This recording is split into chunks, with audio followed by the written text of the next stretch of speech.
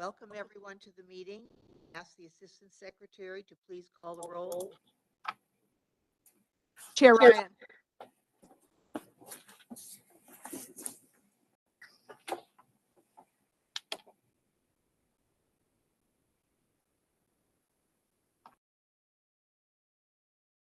Chair Ryan. Welcome everyone to the meeting. Oh, Here, sorry. Regent Balducci. Here. Regent Bloom. Absence is noted but expected. Student Regent Galais. Regent Guay. Regent James. Absence is noted but expected. Regent Jappanen. Present. Regent McCarthy. Regent Porth. Student Regent Sanchez. Regent Santiago. Present. Regent Stewart. Here. Regent Wright.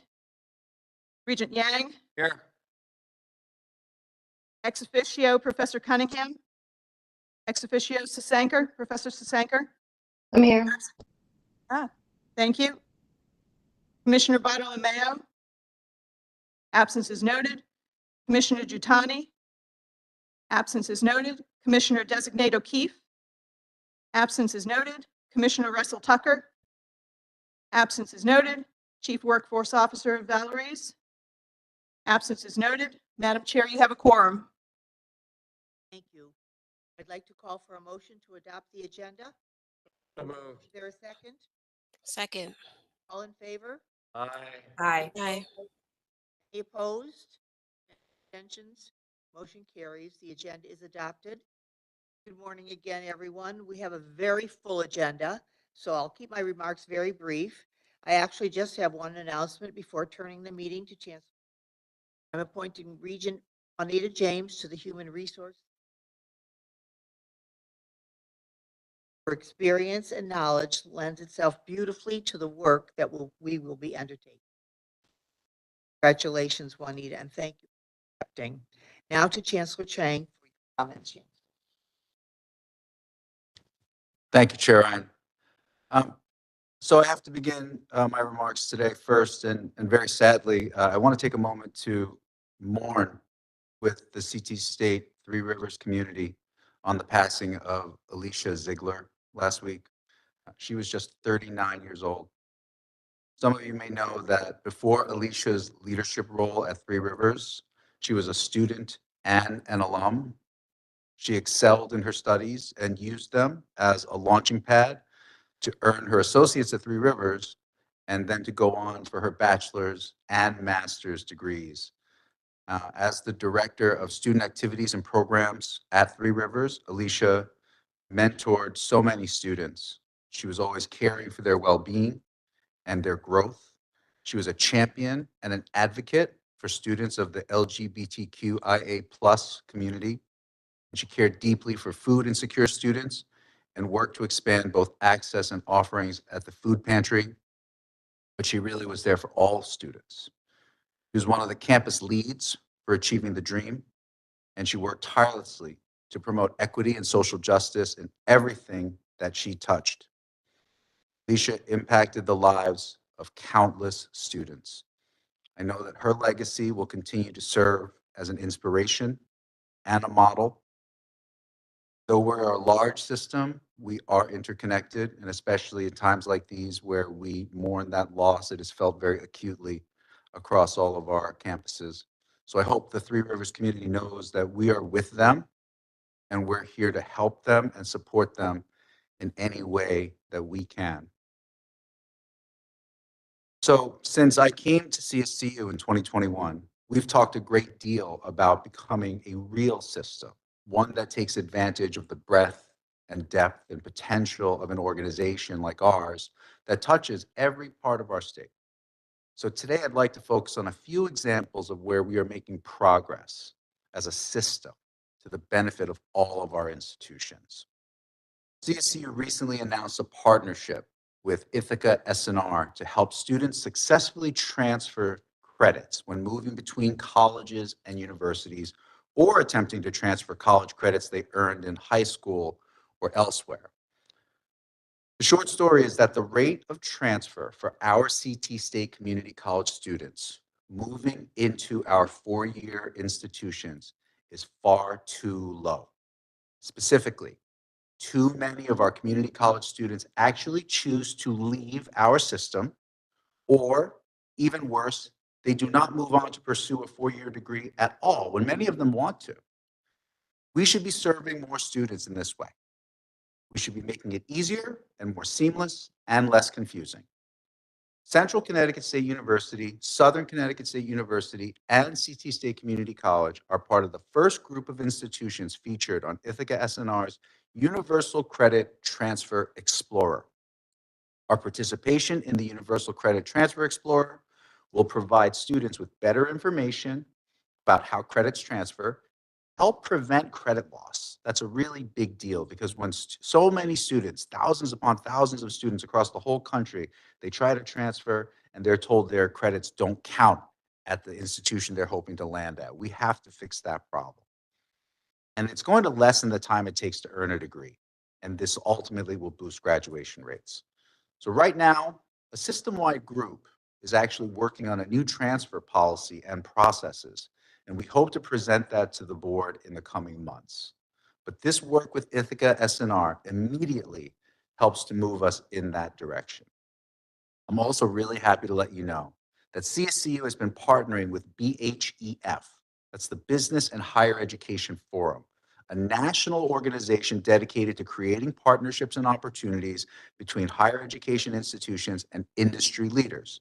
I've personally worked very closely with Regent Marty Gui and BHEF to help create the inaugural BHEF Faculty Innovations Fellowship Program. This first cohort has 19 fellows from around the country, and it proudly includes Dr. Tom Barron from Charter Oak State College, Benjamin Abugri at Southern Connecticut State University, and Michelle Kusela at Central Connecticut State University. Their work is going to help students, it's going to enhance curriculum, and it will further distinguish their academic programs. So congratulations to all three faculty. It's a big deal. So finally, before the Regents today is a proposal to bring Barnes & Noble College's Equitable Access Program, First Day Complete, to our four universities, Eastern, Central, Western, and Southern, and Charter Oak State College. That's 5 of our 6 institutions. It is important for people to understand the genesis of this work. Back in fall 2022, 3 of our universities were already in search of a new bookstore contract.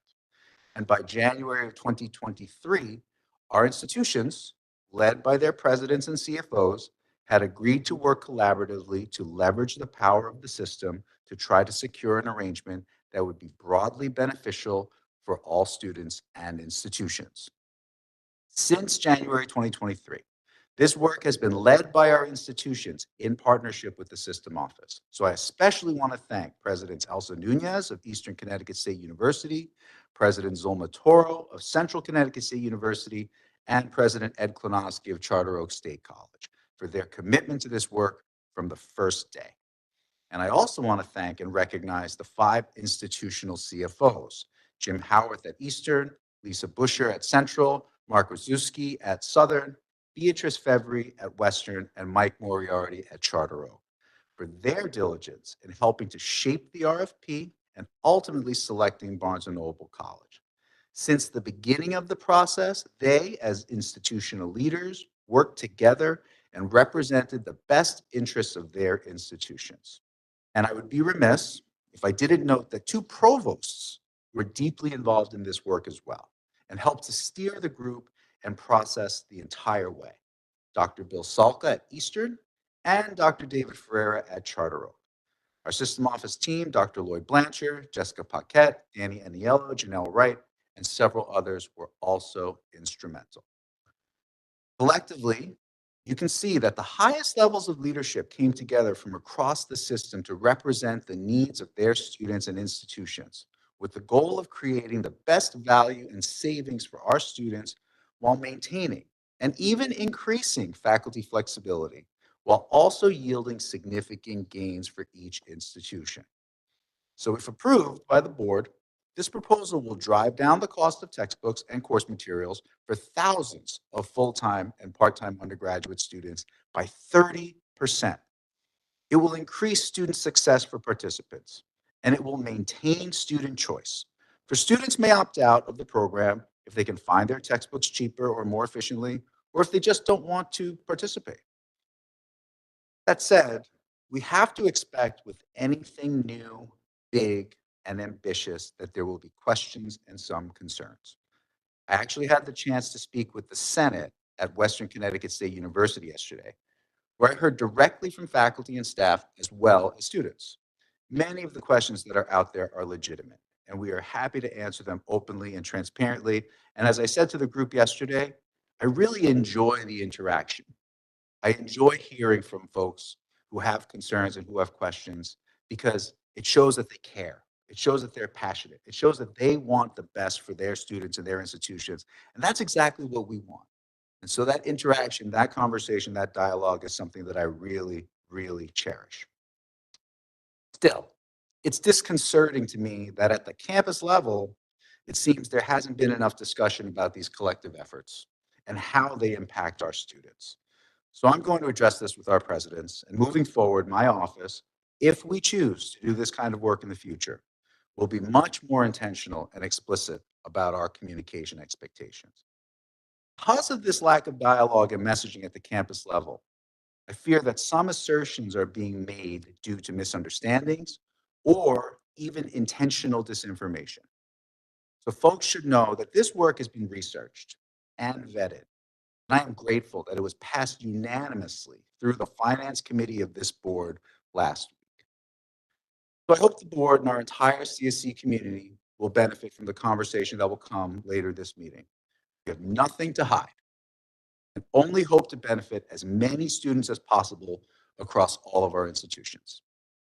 So with all that said, I'm so grateful and thankful for the work that has been put into this project for the past 15 months. It is a great example of collaboration and partnership across the system, coming together to do the right thing for our students, doing it the right way and for the right reasons, with the broadest and most positive impact. So I'm hopeful that this proposal will gain the support and ultimate approval of the board so we can continue to serve our students broadly and effectively and move forward in building and creating a real culture of systemness that best serves our students and the entire state. Because whether it's as a system or as an individual campus, there is great work happening every single day across CSCU. And we should be proud of that. We should celebrate it. I've had the benefit, pleasure, especially during legislative session, of going to our campuses and spending time with our students and faculty and staff. They are top notch and they deserve nothing but the best. And I could not be prouder to work with them and advocate for them. So at this time, I'd like to introduce Dr. John Maduco. He's president of Connecticut State Community College. President Maduco and his team and every leadership group on every campus across CT State has been working so hard for several years now to get to this point. In its inaugural year, CT State is at the start of a new beginning. It has not been easy. Indeed, at times it has been quite challenging. But so much incredible work has happened. And I am happy to let Dr. Maduco have the floor so he can talk us through where we are today with CT State. So, President Maduco, please. Good morning, Chair Ryan, Regents, Chancellor Chang, esteemed guests, colleagues and friends, and John Maduco, pronouns are he, him, his. And I have the honor of providing an update regarding CT State. Over the past couple of weeks, if not months, we've had the privilege of hosting legislative breakfast events on 11 out of our 12 main campuses, with, thank the Lord, one more to go at Quinnebog Valley. It's been an opportunity to share highlights, high-level highlights on what is this thing called CT State with our elected officials, speaking to what we do, who we support, some of the nuances and dynamics to really begin to tell our story better. And the feedback that we've received from our legislators has been positive in terms of the information that we've been sharing. And then I've also held student forums after these legislative events. And it's been helpful to just hear from our students directly in terms of what they think of the college, but also just their growing needs and demands. So, I tell my folks at CT State that, this July 1st, 2023, is a day in infamy, right? That will live in the hearts and souls of so many people in Connecticut for a litany of reasons. But as a reminder, on July 1st of last year, Connecticut State Community College, we were officially granted initial accreditation by NETCHE, the New England Commission of Higher Education, to be a unified, statewide, comprehensive community college. And as a result, we became the largest community college in the Northeastern United States. So what does that mean? So there is no community college in New England, in New York, in New Jersey, and Pennsylvania that's larger than CT State. And that's a big deal. But beyond the initial accreditation, what does that mean, right? It's really about our students. For about 60 decades, when it came to our 12 legacy colleges that, for the record, were great, right?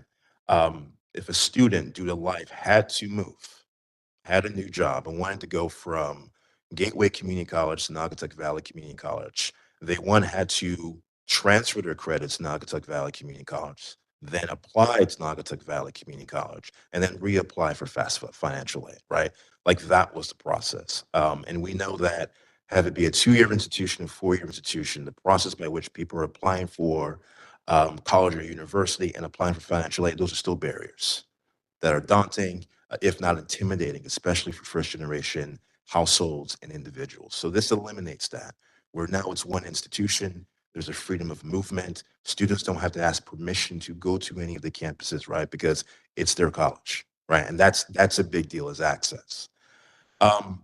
We train Connecticut's workforce, and this is something that I am unapologetic and pretty forceful publicly when I have the opportunity to engage with various stakeholders.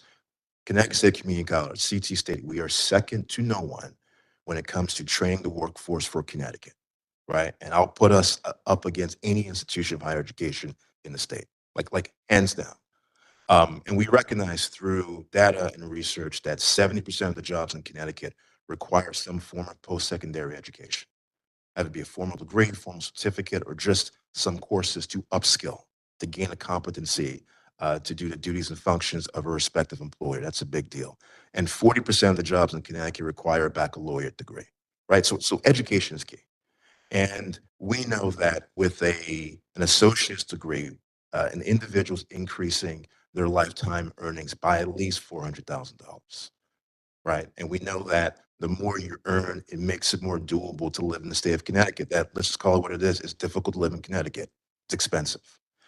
We are proud that we offer 300 degrees and certificates, but in addition, we offer over 100 workforce development non-credit programs as well, right? And we're proud about that. And we know the areas of focus that are in demand for manufacturing and healthcare. We're one of the leaders in the state. We are open access. And I think this is something that is maybe lost in translation or not described good enough, at least here in Connecticut. The mission of community colleges, so not just CT State, but the 1,300 community colleges in this country, is that we say no to no one, right? Therefore, we're open access, not because our students lack the aptitude or the intelligence, right? But it is our mission, right? It is our mission to serve everyone, right? So we don't filter out individuals, right? We don't turn people away, right? We accept everyone for every walk of life. I think that's really important. And these percentages really break down and describe who we serve, right? 98% of our students now, mind you, we serve 70,000 students, right? 70,000 students, more than 70,000 students. 98% of our students are Connecticut residents. I challenge any institution in the state that has that number. None of them do, right? In addition, over 90% of our graduates stay in Connecticut. Again, I challenge any institution in the state to match that, right? 73% of our students are financial aid recipients, right? College, life is expensive, right? So we serve a sizable proportion, percentage of individuals that come from a lower socioeconomic background, right? That's really important. 67 or 2/3 of our students are first-generation college students. What does that mean? That means CT State Community College, not only for these students, but for their households, for their neighborhoods, for their apartment complexes, you name it, is the first opportunity that these individuals have access to college. And that is a big deal, right?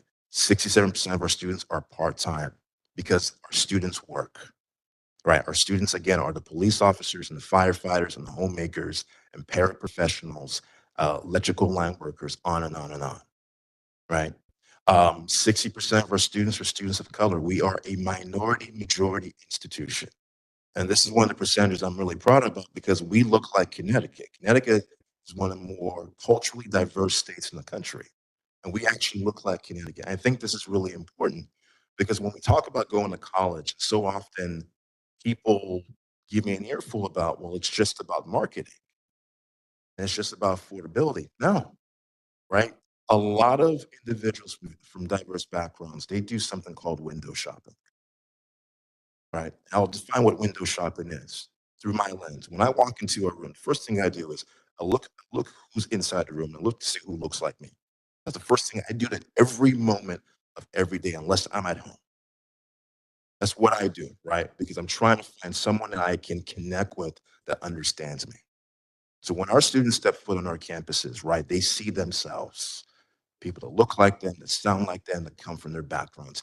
That's important because though we have visible barriers, there are also invisible barriers that make it difficult or intimidate people from going to college.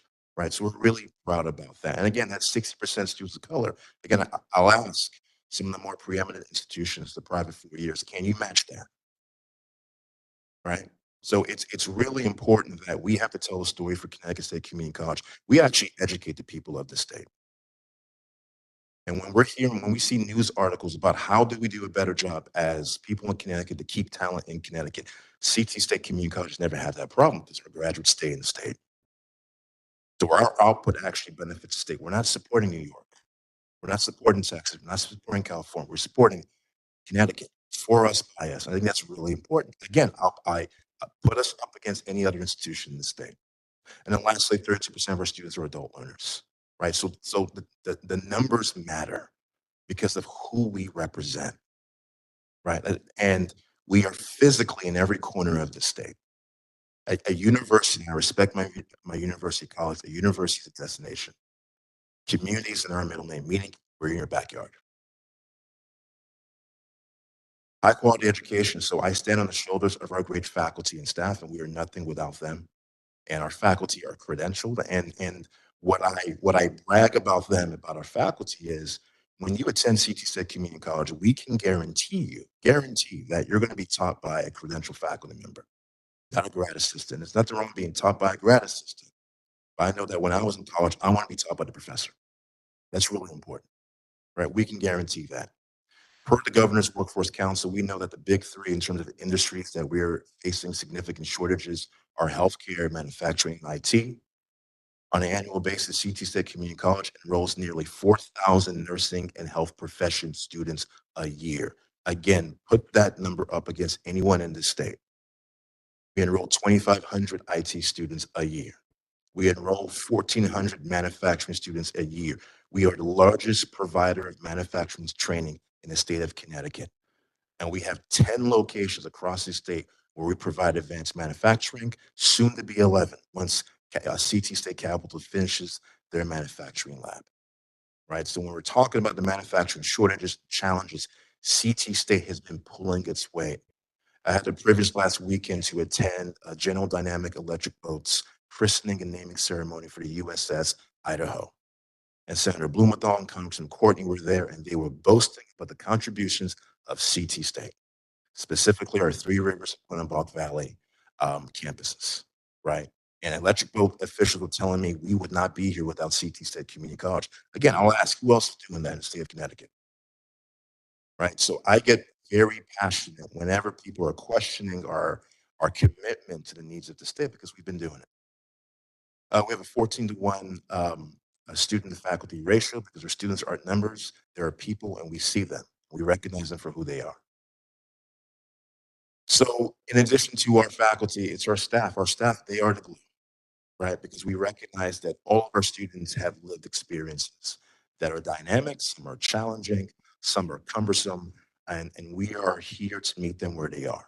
So we offer mental health counseling per a licensed counselor on our 12 main campuses, right? We have holistic advising, our general, our guided pathways advisors. And we've seen year over year increases in our graduation rate, increases in our retention, right? We have academic support despite our budget deficits that I get an earful about and the media gets me an earful about, but we're still there to support our students, right? And that's really important. In addition, we have 7 child care centers and lab schools across our state campuses. Again, I'll ask, any other institution in this state have 7 child care centers? Because we recognize, one, there's a child care crisis in Connecticut. Two, our students, our faculty, and community members lean on our child care centers so they can go to school and go to work. And we do that because it's mission driven. We do not make a profit from our child care centers. So CT State Community College, we subsidize to the tune of over $2 million annually to ensure that we keep our child care centers up and running. And we do our best to even expand the various ages that we support, right? Because it's about the people we serve. Right. That's really, again, that's really important. I believe this isn't being said enough publicly. We offer multiple modalities. Since we've launched CT State, we recognize that, about a quarter of our students are taking courses entirely online, 44% hybrid, 31% in person. What does that mean? Our students are in various situations. Though we have the UPass that provides bus and train transportation across the state, many of our students are in um, public transportation deserts, right, where the bus line or the train does not get to them, or they do not have a form of transportation in a household, or, like many households in this country, the person with the job gets the vehicle. So our students rely on online education and online services. That's really important. When I was in Middletown at our Middlesex campus, the student government leaders and the students were telling me, if you live in the middle of Middletown, you have access to public transportation. You live in the outskirts of Middletown, public transportation does not come to you. So therefore, what do we do for those individuals? So we have to offer a litany of different modalities to deliver our education services to our students, right? Like that's really important. One of our strategic priorities at CT State Community College is expanding dual enrollment. So CT State, second only to UConn, provides the second most dual enrollment opportunities in the state of Connecticut to the tune of 30%, right? Which means 8,118 high school students are taking CT State courses, right? That number is bigger than many four-year institutions in Connecticut. So again, I go back to your size and what we're doing. We serve 181 high school partners across the state of Connecticut. Again, I ask, who else is doing that? And one of our big goals is to expand this, and we're doing the work right now. I have an advisory council that consists of superintendents and K-12 officials from across the state that are helping us formulate our strategy, our policies, our language, and how we should deliver dual enrollment to the people of the great state of Connecticut. Often, and we've seen those newspapers. I've been asked these questions. Our system's been asked these questions. Paducah and other states, it seems that the community colleges are growing. It seems the community colleges have recovered. Why isn't CT State in that position? Well, there's a couple things. At the height of the pandemic, in 1 year, we lost 20,000 students. So I ask people, how are we going to who in the right mind is going to get 20,000 students back in 1 year? It takes time. Two, community colleges that people are referring to, they're growing their enrollment due to they're growing their dual enrollment. The 8,118 students only represents 3% of our enrollment. In other states, dual enrollment is 25%, 30% of community college enrollment. This is our growth opportunity here. This is our future. In addition, we proudly serve the Alliance school districts. So who are the Alliance school districts? That is Ansonia, that is New Britain, that's East Hartford, that's Windsor, that's Hartford, that's Bridgeport, that's Norwalk, that's Waterbury, etc. These are school districts that are in the most lower socioeconomic, depressed parts of Connecticut, and we proudly serve them, right? Because those students, those high schools, those communities, those households also deserve first-class education. So at the core of our dual enrollment strategy is to serve the Alliance school districts. Because I question if higher education in the state of Connecticut in its totality is racing towards those school districts, right? We're in those communities. We're in every urban center in the state of Connecticut, and we proudly are in these communities because they are in the America that I live in. They are, right? And we have to do more of that. In terms of affordability, we're the most affordable institution of higher education in the state of Connecticut, second to no one. Outside of Maine, we're the most affordable community college in the Northeastern United States. Despite the need to increase our tuition that everyone is upset about, we're still affordable. 52% of our students attend CT State at a zero tuition fee rate. 52%. So multiply that by the 70,000 students we serve, that is a big number. Right? That's a massive number. Right? About nearly 60% of our students are receiving, on average, about $2,300 dollars in Pell Grants. Right? 67% of our revenue, right? So the revenue we need to pay our bills, to hire our faculty, take care of what we have to do comes from state appropriations. And only a third comes from tuition and fees. Why is that? Community colleges are affordable in America because they're highly subsidized, right? We don't charge the university rate because if we did, it eliminates access, right? So it's really important to let people know we're still affordable and we're doing our best in every way, working our 12 foundations and others to drive down the cost to the best of our ability.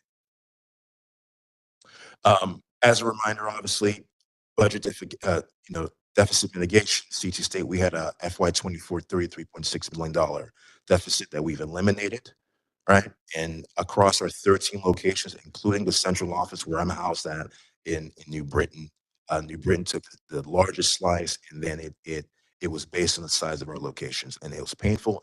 It's hurtful, and people are still upset, and our students are not happy, and our faculty are not happy, nor our staff, nor should they be. But again, we're doing everything we can in partnership with our system office, our chancellor, the legislature, and the governor's office to do our best and try to usher a path forward.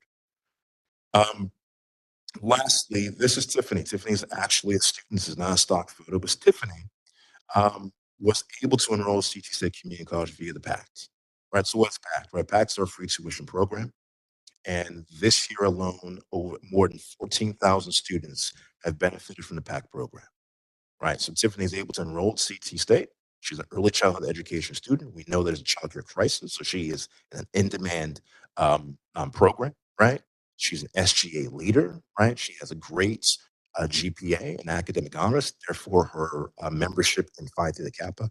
Right. And she's able, per the sacrifice and guidance of her faculty and staff, to thrive.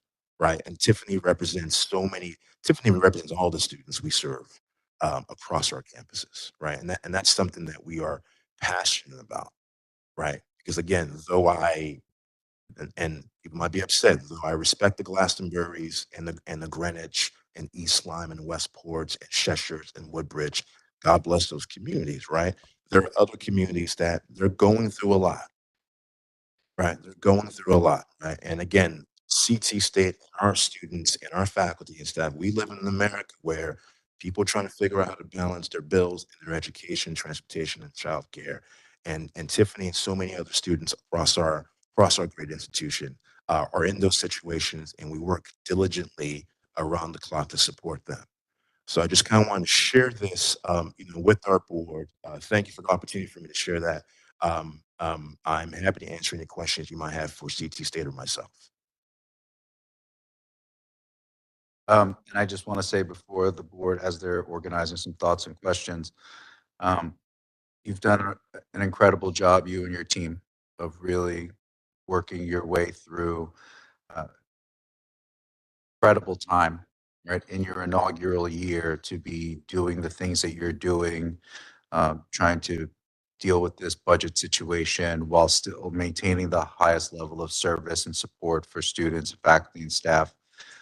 You are dancing on a razor blade. You and your team do it every single day, and you do it without complaint and with nothing but gumption and consistency. So I just want to say I deeply appreciate you and all the folks at CT State who do this every day. So thank you. But if the board has questions, comments for President Maduco, Chair Ryan assures me we have a few minutes for that.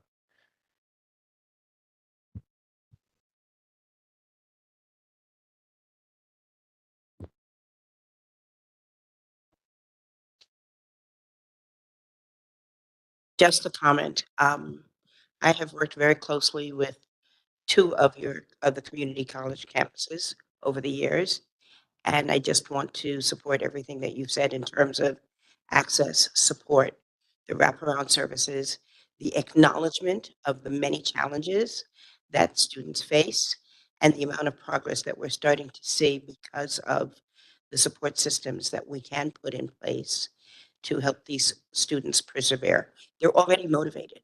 They're there because they're motivated. When they drop out, it's because of life circumstances that prevent them from pursuing their academic goals. So I applaud the work and the intention and the attention that we are paying for the students in our system. Thank you.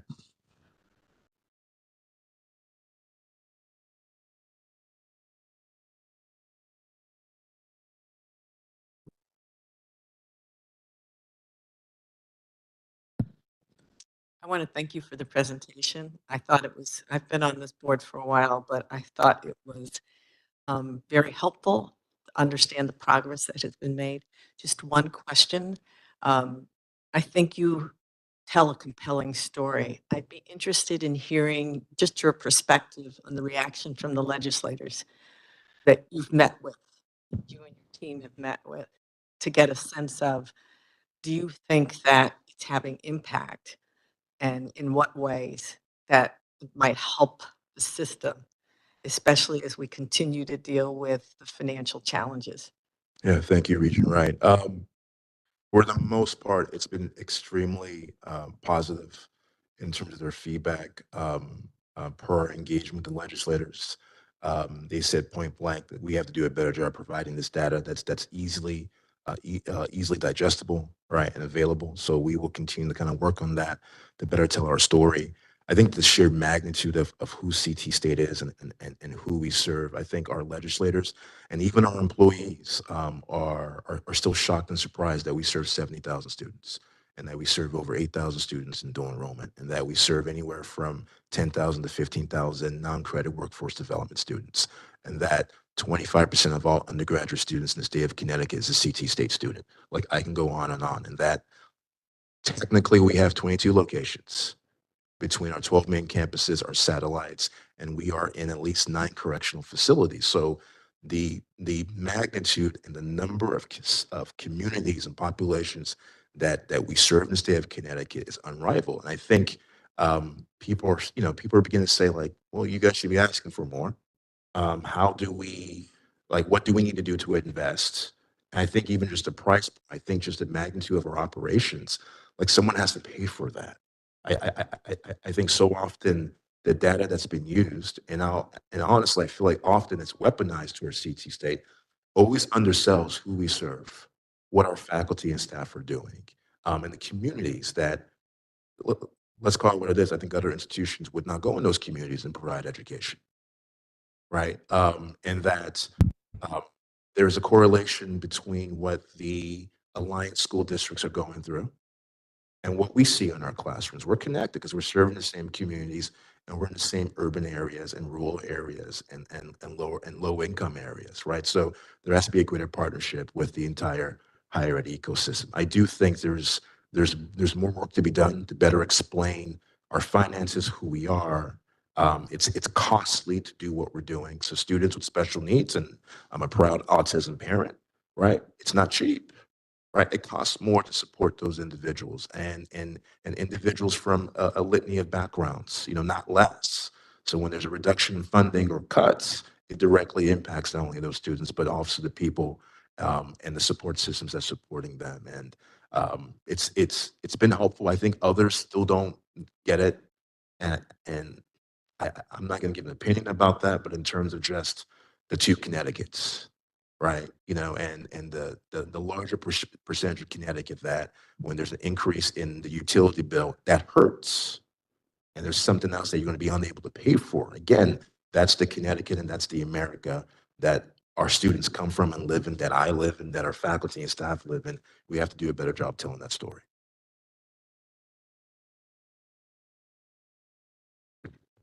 Very quickly, just a comment. I just want to express how very, very proud I am to be connected through CSCU with CT State. Always have felt that way, and I'll say this as well. Nobody's better at providing access to opportunity for people in Connecticut than CSCU and CT State. Nobody's better. And there's no better investment in Connecticut's future, economic and in its people, than CSCU and CT State. And I hope that our partners in state government and our business partners and other people across the state can understand that as well. And the presentation you just made, John, goes a long way towards doing that. So thank you.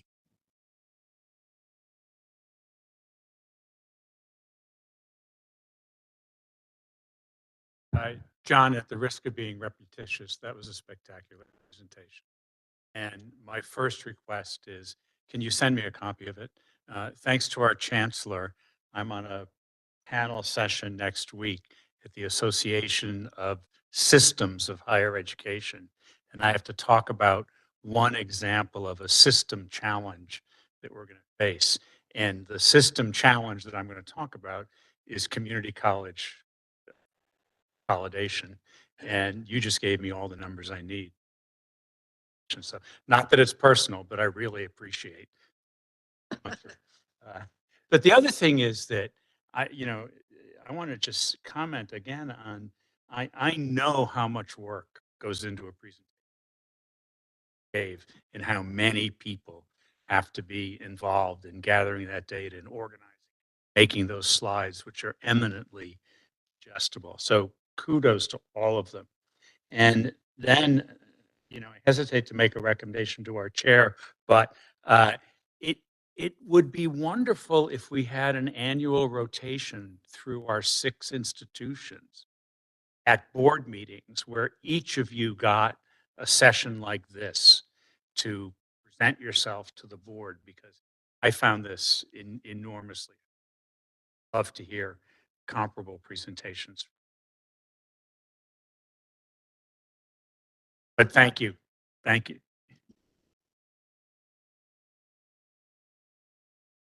Thank you. Luis?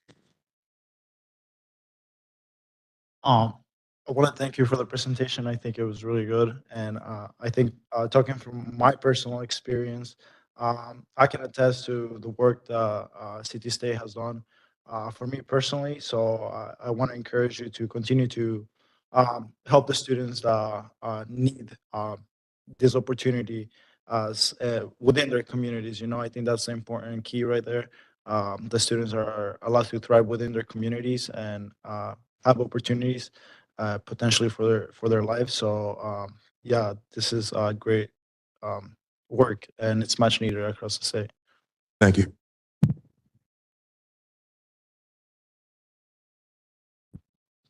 Just to piggyback on what Luis said, as the student regent representing CT State, I just want to say I saw those numbers and I see and hear that every day. And I work with 50 students over the course of the year mentoring, and I connect with students on a daily basis. And those numbers, they're not skewed. That's reality. And it was really cool to see that. So thank you for your presentation. Thank you.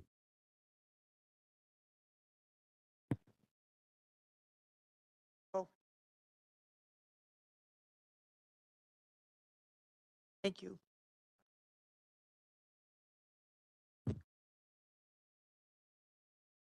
Yeah. Thank you. I'm sorry. Thank you. That was wonderful, upbeat, positive, forward-looking, and we're very grateful to have you and Chancellor Chang.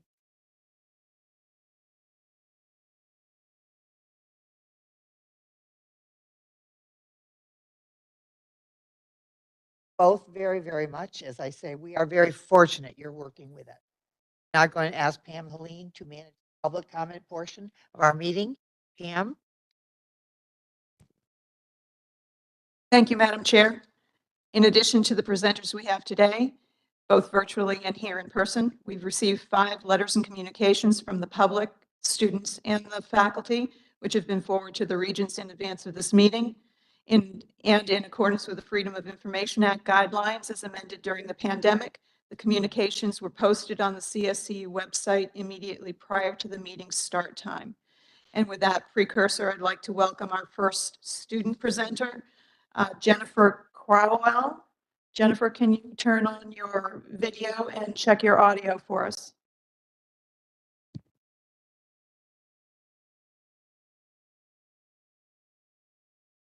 Jennifer?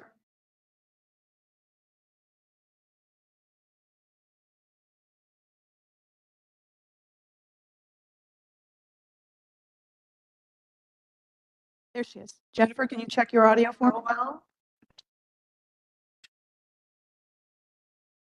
Hello, everyone. Can you hear me? We can. Are you ready with your 3 minutes? Ready?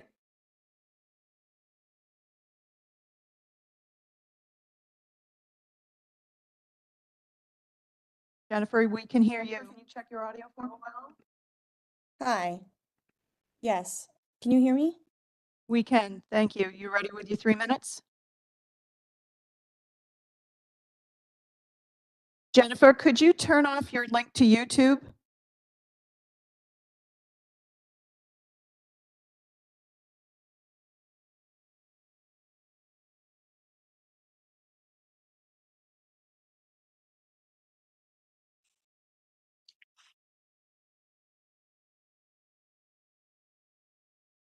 Can you hear us now?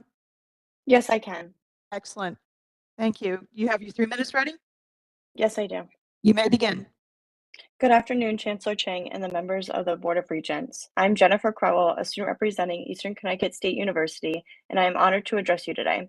I come before you to express significant concerns regarding the automatic textbook billing system and its opt-out policy. In recent years, there have been noticeable increases in fees burdening students across our university system. As an active member of our student community, I've taken it upon myself to rally support against this system. One of my initiatives including leading a petition that has garnered substantial backing, with over 1,000 signatures from students within the CSU system. While the system office emphasizes the purported cost-saving benefits for students, it's crucial to recognize that this narrative overlooks key aspects. Data indicates that only 36% of courses at Eastern in the spring 2024 semester necessitated paid textbooks, with many courses utilizing materials from freely accessible sources. To compound these concerns, it has been come to attention that the Board of Regents is considering an automatic textbook billing deal with Barnes & Noble. Under this deal, all students will be automatically signed up to pay $18.75 per credit per semester, totaling $281 for a full 15 credit course load, regardless whether the courses require textbooks or not. This program is an opt-out, not opt-in, placing the burden on students to continuously opt out at the beginning of each semester. Furthermore, the system office, or Barnes & Noble, has not provided any data regarding the cost saving per major, leaving students in the dark about the potential impact across all majors and programs. I draw your attention to the pivotal decision made by the White House on March 15th, affirming the commitment to the Biden-Harris administration to combating extraneous fees within higher education. Colleges are also currently allowed to automatically charge students for textbooks if the charge meets the certain criteria. Students are often unaware of this hidden cost or their ability to decline the charge, preventing them from shopping around for a better price. The White House stance aligns with the Department of Education's ongoing efforts. On Thursday, March 7th, the department proposed a motion advocating for change. The Education Department recommends the university adopt an opt-in version of the fee policy, extending at least 1 month before and after the start of each semester. This motion, seconded and unanimously approved, underscores the necessity of shifting towards an opt-in model. We as students are specifically requesting an opt-in approach rather than an opt-out policy. It grants students the agency to actively choose their course materials, fostering a competitive marketplace that promotes affordability and accessibility. While this policy may benefit some students, it will disproportionately burden those who typically find thriftier ways to procure the required texts, as well as students in classes with no required textbooks or classes that provide open source texts. This represents a concerning trend of the shifting burden of funding higher education from the state to the students. This deal, if signed into action, will go set into in effect this fall semester and is scheduled discussion at the upcoming Board of Regents meeting. We as students are vehemently advocating for this deal to be made opt-in rather than opt-out. In conclusion, I urge the Board of Regents to carefully consider the implications of implementing this automatic textbook billing system and to prioritize the financial well-being and autonomy of students across our university system. Thank you. Thank you. Our next presenter is Kate Warzika. I hope I didn't, make a mess of your last name. Are you on? Oh, there you are. Kate, could you check your audio and your video for us?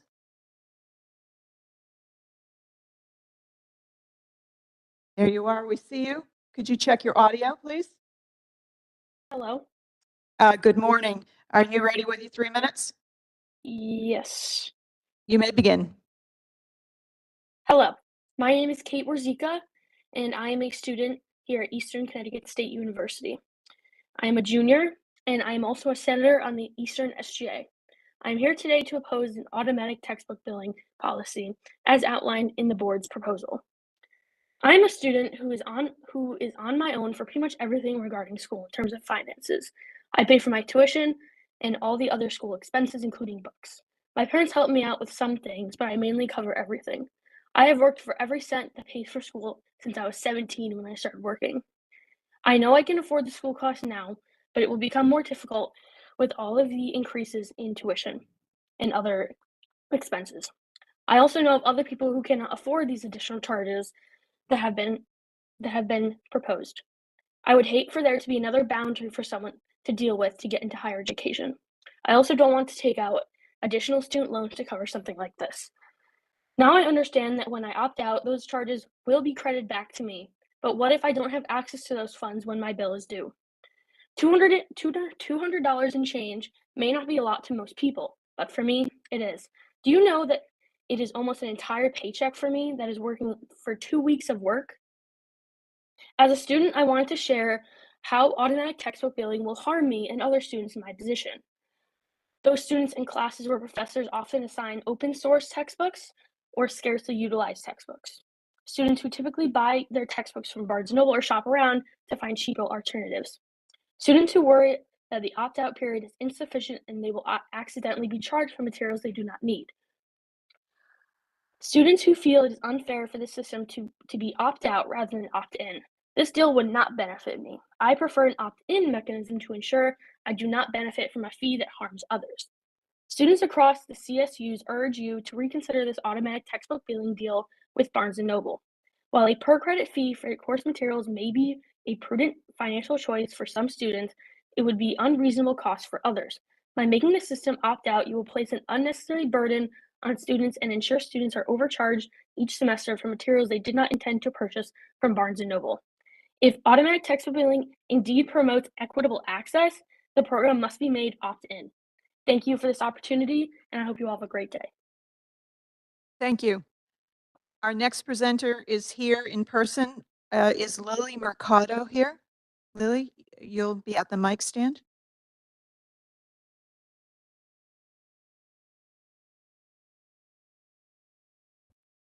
Good morning. My name is Lily Mercado, and I'm a graduating senior at Central Connecticut State University. If I could ask a favor of each of you on the board, could you please raise your hand if you've seen data on how much money the average student spends on textbooks per semester in each of our Connecticut universities? Okay, raise your hand if you have an evidence-backed estimate of how many students would accrue extra costs with this program but would fail to opt out. Wow, wow. With just 2 simple questions, you all just admitted to me you're greatly uninformed about the program you're voting on today. This is so embarrassing for you. Aside from the fact that you don't have what should be considered the most crucial data to support your decision, the data that you do have and are leaning proudly on is completely and utterly flawed. Regent Balducci, one of the key points that you touted in last week's Finance Committee meeting was that 85 to 86% of the 600 students you surveyed, quote, would like course materials bundled with tuition and fees. Respectfully, sir, how on earth do you see that and say that that is a strong expression of student support for this program? You are relying on data from 2 years ago with a question that's intentionally vague and undefined with an incredibly small sample size. Let me also fill you all in on reality, because your proposal shows that this board is frankly out of touch.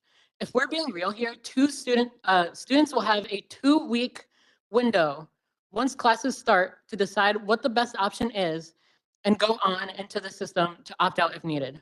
Students know if you make the decision before the first day, a professor will tell you it's optional and you'll realize you just wasted money. You also claim to care about the most marginalized students, but fail to understand the reality that students are coming into the universities in their first year, many working multiple jobs, sometimes facing housing, food insecurity, sometimes lacking any parental support. Students are facing issues that you are not accounting for with this limited time period. Students will absolutely be harmed when they don't have a chance to opt out during that stressful time. Lastly, hi, I'm a computer science major. I'm one of the STEM majors you claim to be doing this for. But through 8 semesters of college, I've spent a total of $207.11 on course materials, averaging to only about $26 per semester. This would have never been helpful for me any semester, only a burden. And this is mainly because our professors care and use free or inexpensive materials. So rather than waste all of our time and energy on this nonsensical proposal, if we really want to save students money, we should push more professors to use free and inexpensive materials. Students are watching. We see that you are uninformed. Vote no in favor of informed decisions. Thank you. Our next presenter is online with us, Rebecca Wozniak. Rebecca, can you check your audio and your video? Hi, can you hear me all right? We can, and you have Alrighty. 3 minutes. Yep. You All may right, begin. so good morning, Chancellor Chang, Chair Ryan, CFO Blanchard, and all the members of the board here today. My name is Rebecca Wozniak. I'm a senior at Western Connecticut State University, majoring in political science and history. I'm here today to oppose automatic textbook billing as outlined in the board's proposal. First, I'd like to say that I concur with everything Lily Mercado just said. Very well put. While it's certainly possible that some students may benefit from this program, the vast majority of students I know would not. In my programs, professors often provide readings at no cost to students, and those that do assign textbooks are mindful of the cost. I've never, in my 4 years at WCSU, spent more than $150 or $200 on textbooks for a semester, even when I was taking 15, 18, or 20 credits, even in my first semester as a freshman when I didn't know any better. The idea that I would be paying more than that, not even to own the books, but to rent them, is nonsensical to me. Students use the competitive market to their advantage, shopping around for the best price. And it seems that the surveys and data that this board bases their estimated student savings on is the cost of campus bookstore prices. And that is not consistent with the reality. Students often make jokes about freshmen not yet wise the ways of college, lining up to buy from the overpriced bookstore. Aside from perhaps first semester freshmen, most are buying from other more affordable sources. And this board knows this, and this automatic textbook billing deal feels more like an underhanded attempt to recoup the money they are losing to thriftier textbook sources. Moreover, it's still unclear what Barnes & Noble would be able to provide. For example, the nursing program of which my sister is a part has specialty course requirements. There are many questions that remain unanswered or at least not communicated, yet here we are today voting on whether we go through with this thing. I'm particularly concerned, like the others here, about the program being opt-out. At WCSU, just like at many of the other CSUs and community colleges, we have a significant number of first-generation college students who struggle to navigate the system. I worry that many may not know that they can opt out or will miss the deadline by the time they discover they can. The ad drop period ends 10 days after the first day of class, and as a student, I can tell you that it's a very chaotic and busy 10 days. Many students may forget among all the distractions, getting stuck with a large charge that may not save them any money at all. I was at WCSU's University Senate meeting yesterday where Chancellor Chang spoke about the Barnes & Noble deal.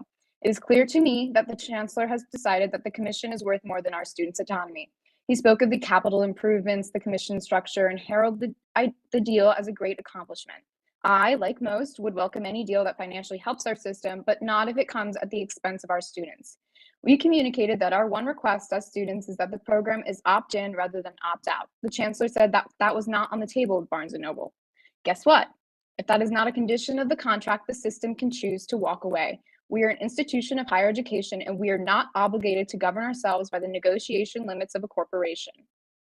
Sit with that. Students across the CSUs urge you to reconsider this automatic textbook billing deal. While a per credit fee for course materials may be a smart financial choice for some students, it would be an unreasonable cost for others. By making the system opt out, it will place an unnecessary burden on students. And if automatic textbook billing is truly intended to promote equitable access, the program must be opt in. Students pay, so students should have the freedom to choose in the first place. It shouldn't be chosen for them before the first day of class. Thank you. Thank you. Our next presenter is Nicholas Simon. He is here in person. Nicholas, you ready? Hold on a sec.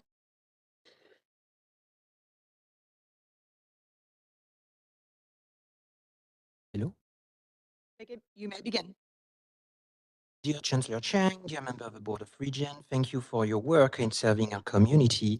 I invite you to reject the resolution about the Equitable Access Program fee for several reasons. Sorry. Okay, I apologize.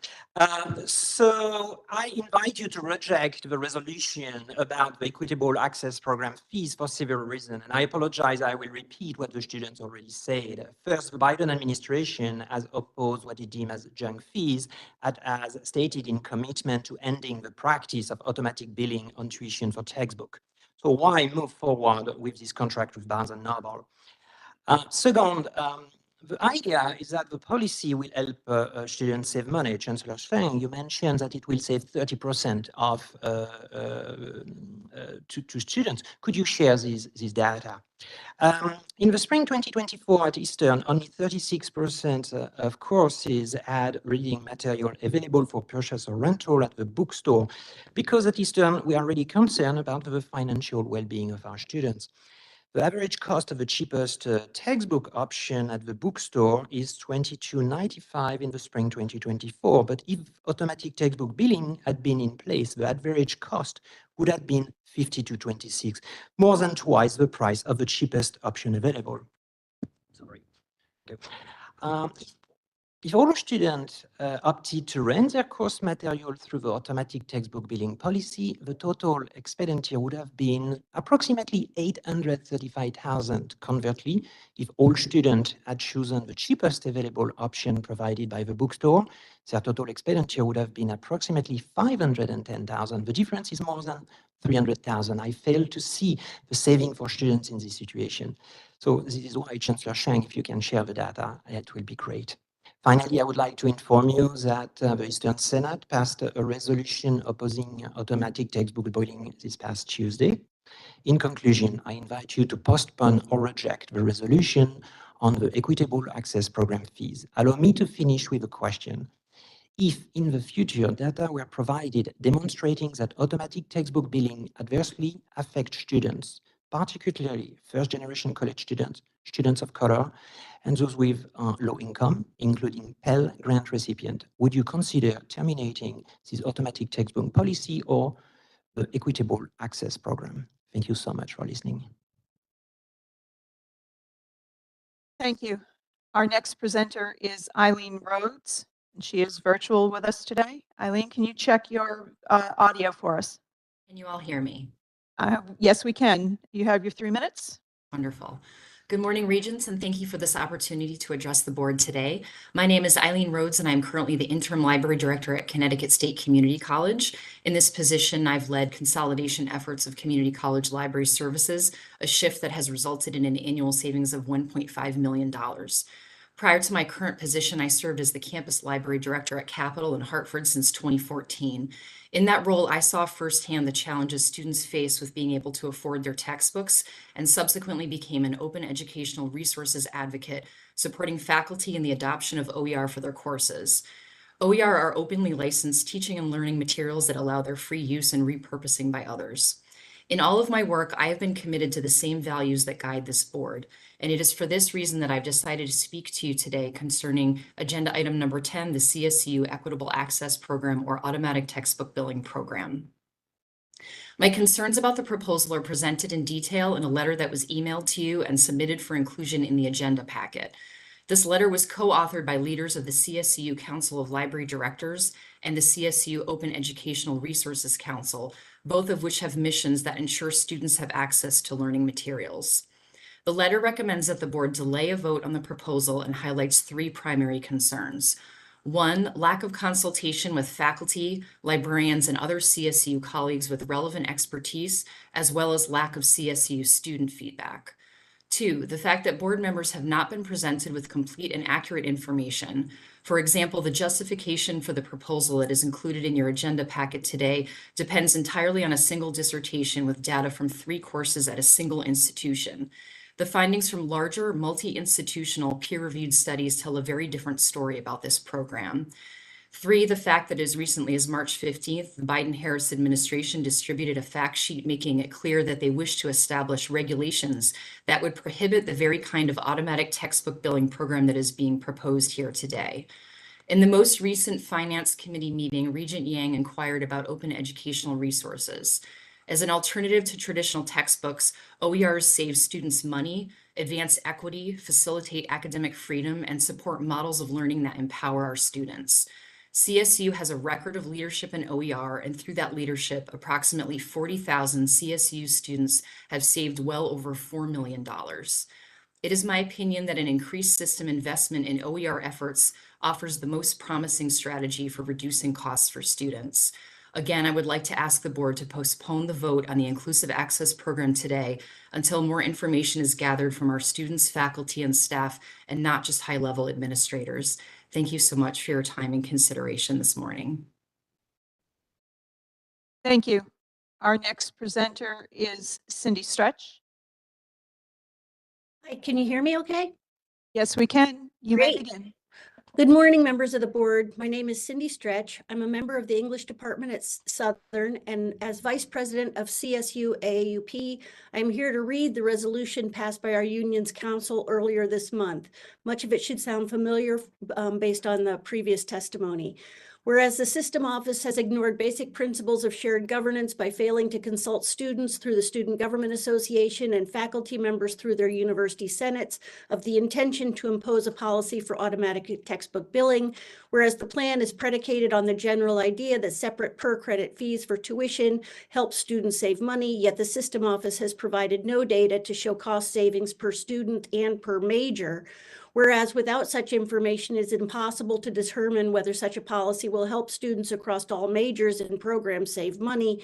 Whereas the system office chose an opt-out option, putting an unnecessary burden on students rather than an opt-in system, which would run less risk of students being overcharged their course materials or charged for courses where no textbooks are required.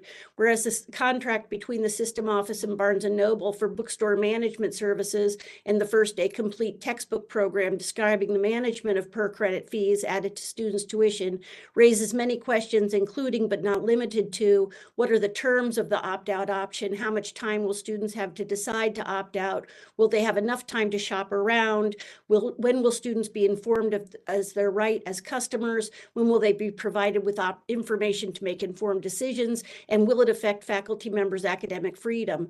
Whereas the current federal administration is engaged in discussions with various groups regarding the transformation of automatic textbook billing, which will significantly impact students' rights and contracts signed between universities and corporations, it is premature for the system office to finalize a contract with Barnes & Noble to implement this policy for fall 2024. Resolved that CSU AAUP opposes any policy adding a separate per credit fee to students' tuition that is developed without meaningful consultation with and approval by elected student and faculty representatives.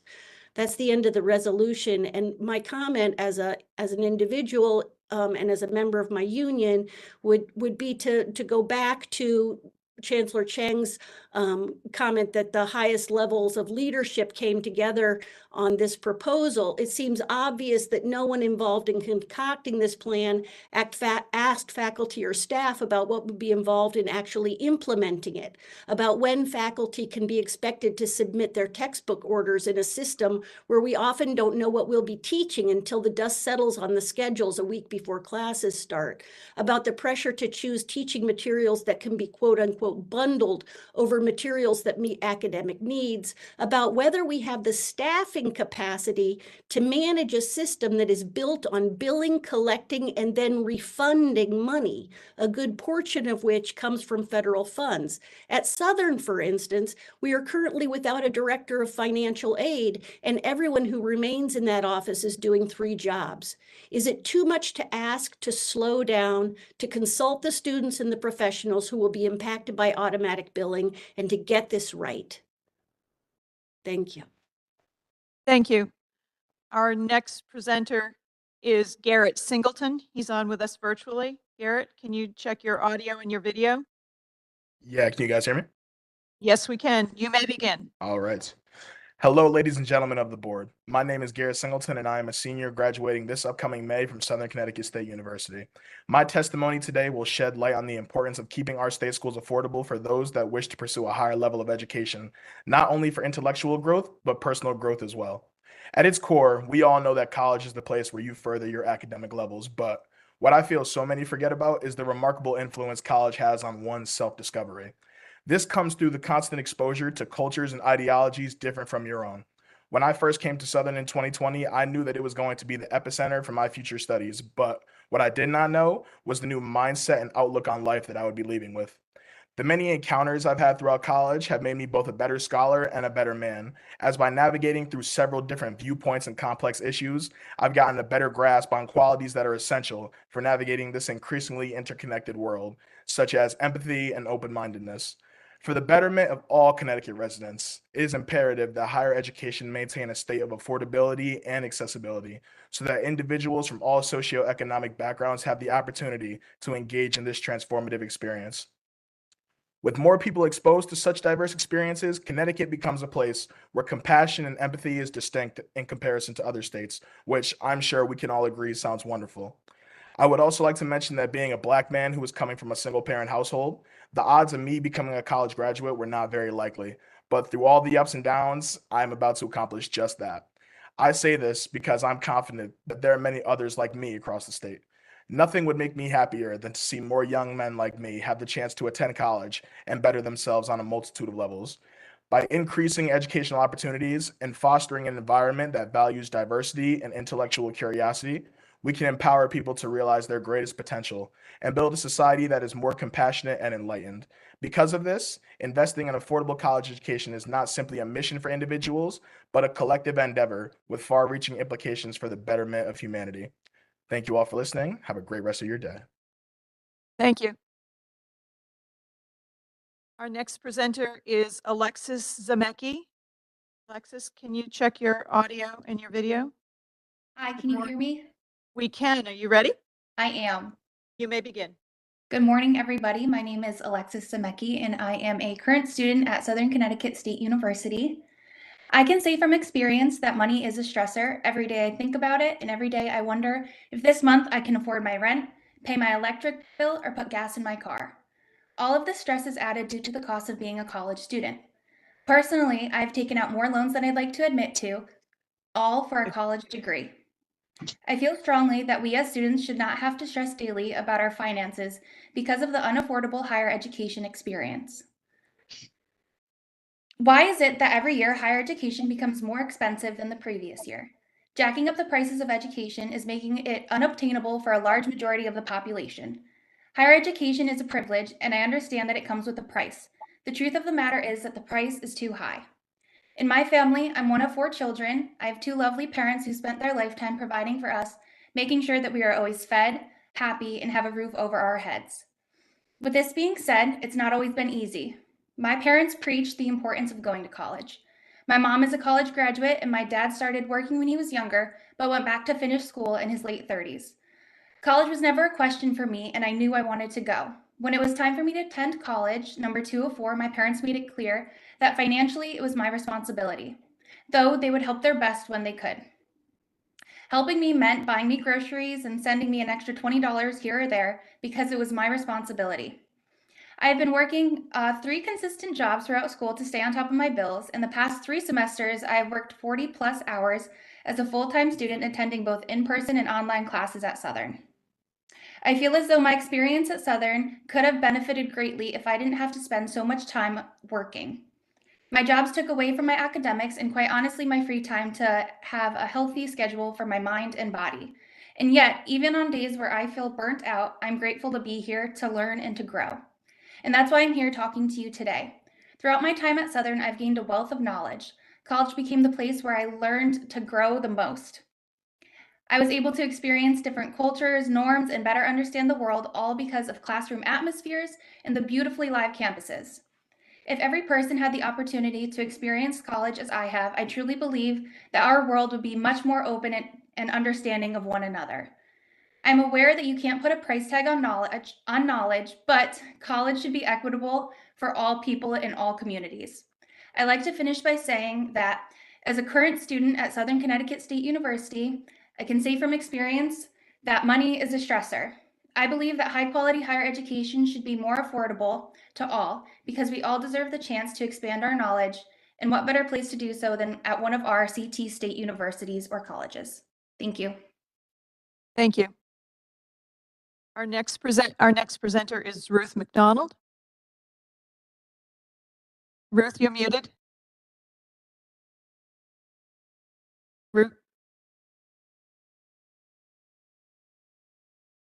Ruth, you're muted. I keep unmuting. There Yes? we go. Okay, we're all set. We can hear Oh. you. You may begin. I'm Dr. Ruth McDonald. I'm a senior member of the faculty at Charter Oak, and this is a repeat visit. I want to echo what Alexis said, that money is a stressor. Charter Oak faculty is at the bargaining table in good faith for our very first union contract. There are about 260 of us, and half of us remember the last time we had a raise. It was 3% in 2012. There is no raise planned for this year. We have not had a raise in 12 years. I'm an English teacher. If I'm using numbers, they matter. Our research has shown us that we are some of the lowest paid faculty in the country, even among adjuncts. In that 12-year period, even in Mississippi, adjuncts have had raises. The percentage of Charter Oak budget that goes to faculty and instruction is less than 25%. And in those 12 years without raises, tuition has increased about 40%. Raises for staff and administration have gone up about 40%. Remember those numbers? Faculty raises should mirror those increases. Maybe they should even rhyme. We have a governance model that is obsolete. Members of committees are not elected, so they don't represent the faculty that currently teach at the college. Downward communication to the faculty is sporadic and routine, and issues cannot be raised or resolved except through the ad hoc means that Charter Oak has relied on. And so we're at the bargaining table for the first time, reflecting the legitimate concerns of the faculty. We requested our first meeting in September, and we have made substantial progress around the non-economic issues. And then there is that stressor that Alexis was talking about. Then there's the money. This is a 51-year-old institution with the same structure as at its founding. But the institution has changed, and so has the need for the faculty to be at the bargaining table, especially around issues of compensation, transparency, and fairness. We are all of us trained and ready to raise up the next generation of voters, donors to institutions, taxpayers, and maybe even future colleagues. We hope to be compensated fairly, like other units in our system, so that we can do our best work educating our students to become, remember, voters, donors, taxpayers, colleagues. We're not hobbyists teaching this at this university, at this college as a sideline. We are the faculty. It's time to get serious. And as the gospel writer would say, he who has ears, let him hear. Thank you. Thank you. Our next presenter is Carol Austin. She's here with us in person. Hold on a second, Carol. We'll fix that mic for you. Hold on.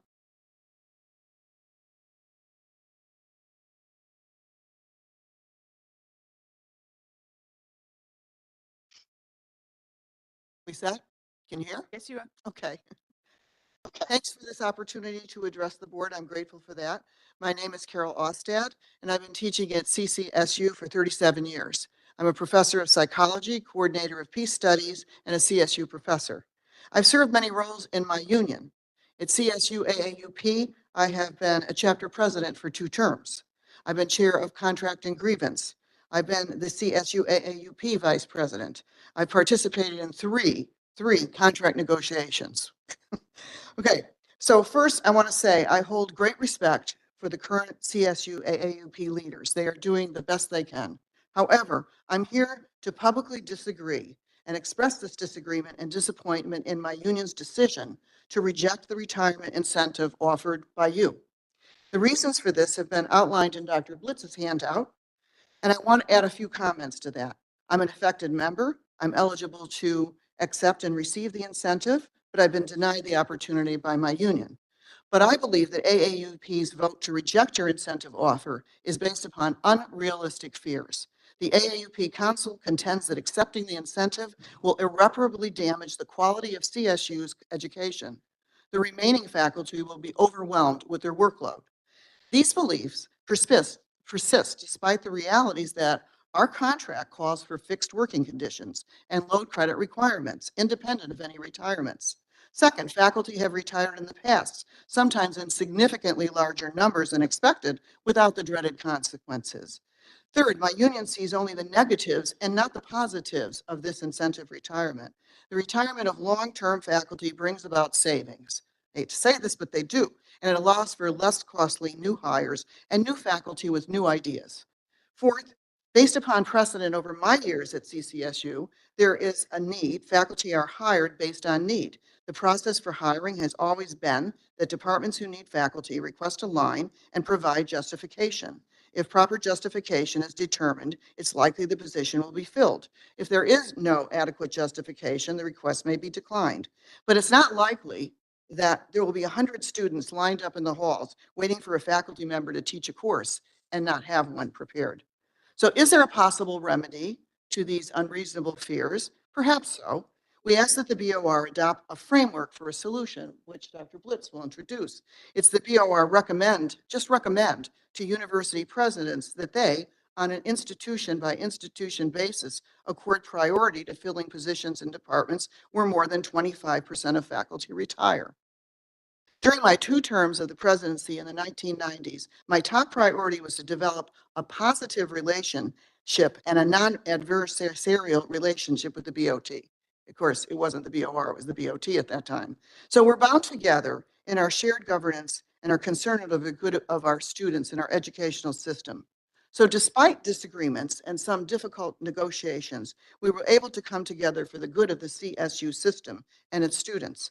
I hope adopting this resolution would bring the BOR and the CSU AAUP together again. Thank you very much. Thank you. And our final presenter is Professor David Blitz, who has his 3 minutes. Thank you. It's an unaccustomed position for me to be in when addressing this board. I used to do it while sitting and with a full head of hair. As Professor Ostad has just noted, we represent faculty who are disappointed and distressed by the decision of the AAP union leadership to prevent retiring faculty at the 4 CSUs from participating in the retirement plan. As you may know, AAP first demanded across the board guaranteed refill in contradiction to the December 18th resolution of this board, which called for refill on an institution by institution basis based on the fiscal situation and academic priorities of each institution. When that was turned down, they then asked for that the board itself pay for lines not filled by university presidents in departments where more than 25% of faculty retire, something for which I think we all know the board does not have a budget, nor does it have the authority to do. I leave aside that 8 of the 14 additional demands made by the AUP were unrelated to retirements, or a further demand which only the legislature and not the board could provide, namely faculty voting at the BOR, a demand which, by the way, I myself had previously made, but to the legislature, the appropriate place. I do want to note that the AUP leadership did not consult its retirees about its demands, did not, and this is perhaps most important, conduct a survey of the departments at the universities to determine how many faculty eligible to retire actually plan to do so. Seek truth from facts. I think that's important. And finally, did not submit their decision, their negative decision, to a vote of the membership of the AUP itself. Professor Allstat has addressed the issue of the working conditions, right? And so I'm not going to repeat that. They are protected by the AUP contract itself.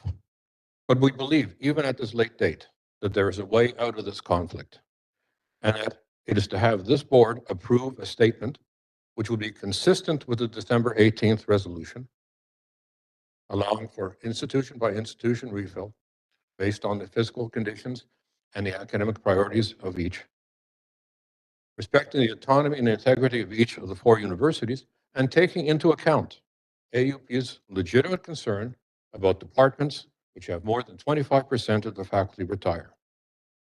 Professor Ostad has made the statement, but let me repeat it here again, that the BOR recommends to university presidents, recommends, does not requires, does not direct, does not demand, but in the spirit of cooperation and coordination, recommends to university presidents that on an institution by institution basis, priority consideration be given to refilling positions in departments where more than 25% of faculty retire. And let me add that a report by each university be provided to the board by January 1st, 2025, so that people can base further decisions on actual facts. I ask that a voting member of this board today propose the above as a statement of the board's point of view. I realize that this is not the usual procedure for a resolution, but I think that 3 months have now passed since the December 18th resolution, and deadlines are fast approaching, and in one case now exceeded. Although I consider that the board could take other measures to allow retiring faculty to benefit from the initiative, and that we could appeal to other third parties based on our concerns.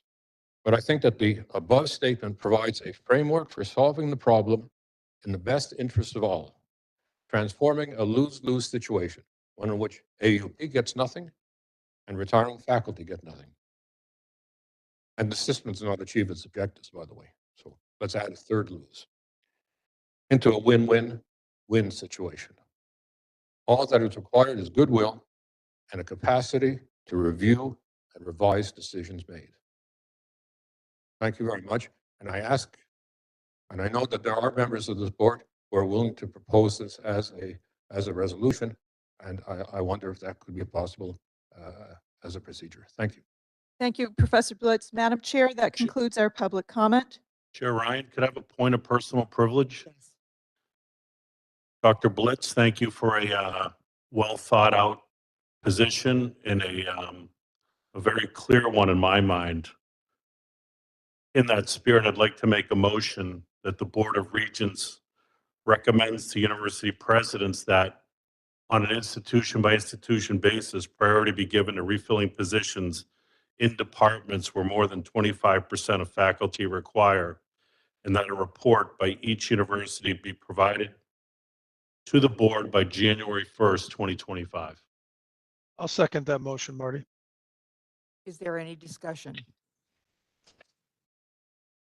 Madam Chair, who made the second, please? Sorry. Thank you. We're now open to discussion. Yes.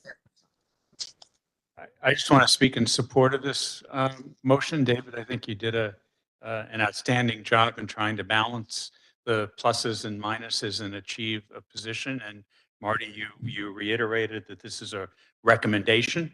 The ultimate decision remains with the president, which is exactly where it belongs through their academic structure.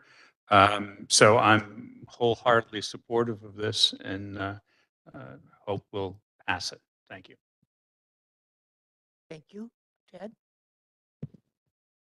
Yeah, I'd like again to thank David from the gallery over there, as opposed to from the table, for continuing to do good work with us and trying to find common ground. I think lowering the temperature on these things and really expressing everyone's viewpoints allows us all, hopefully, to win from a situation like this. And I'm glad, and I hope that we can use this as a template for future discussions. I'm very supportive of this measure. Thank you. Are there any other comments or remarks?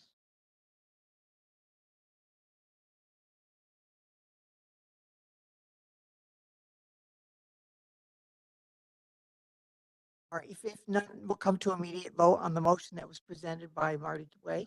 All those in favor? Aye. Aye. Aye. Opposed? Opposed? Abstentions? Thank you. The motion carries.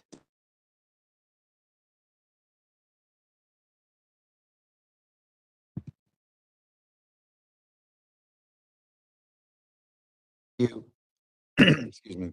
Thank you, Chair Ryan. I just want to take 1 minute and just express my gratitude again to those, especially our students, who take the time out of their very busy schedules and days to come and speak before the board and to provide written testimony. And of course, same thing to our faculty, to our staff, and all of those who choose to engage the board with their questions, comments, and concerns. And this is exactly the kind of engagement interaction that we need. I just wanted to just take a 1 minute quickly to address a couple items that I think need some clarification that were mentioned related to the Barnes and Noble College proposal that will be in front of us and that Dr. Blanchard will be presenting on shortly.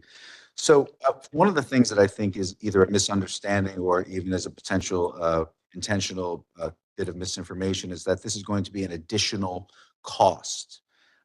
The way this is structured is that the fee for the First Day Connect program replaces actual textbook and materials costs. This is not a double billing. People will not be purchasing books and then be billed on top of that. So that is one thing I want to disabuse people of. Number two, it has been mentioned that United States Department of Education has been looking into what is colloquially being called junk fees. Junk fees include document fees, technology fees, other fees that literally students do not have a choice to opt out of, a general university fee. So that is what's on the docket. They have portrayed automatic fees on textbooks in this vein, but I want us to be clear that this fee, which would replace the cost of textbooks, is something that obviously can be opted out of. Number three, in speaking to Barnes and Noble, we have had very explicit conversations. An opt-in program was not discussed because it would not yield the level of savings for the students, period. There is an opt-in program, actually, no, there's a head shake. There is not an opt-in program because the financial modeling in that program just does not work. To have the level of savings and flexibility, it is an opt-out program only. I can't remember what number I'm on. I think I'm number 4. There isn't a 2-week window for students to decide. There is actually closer to a 6-week window for students to decide. 30 days before classes start, students will begin to be notified, and we control all of the messaging of the notification. Every institution controls all of its own messaging, its own design, its own marketing.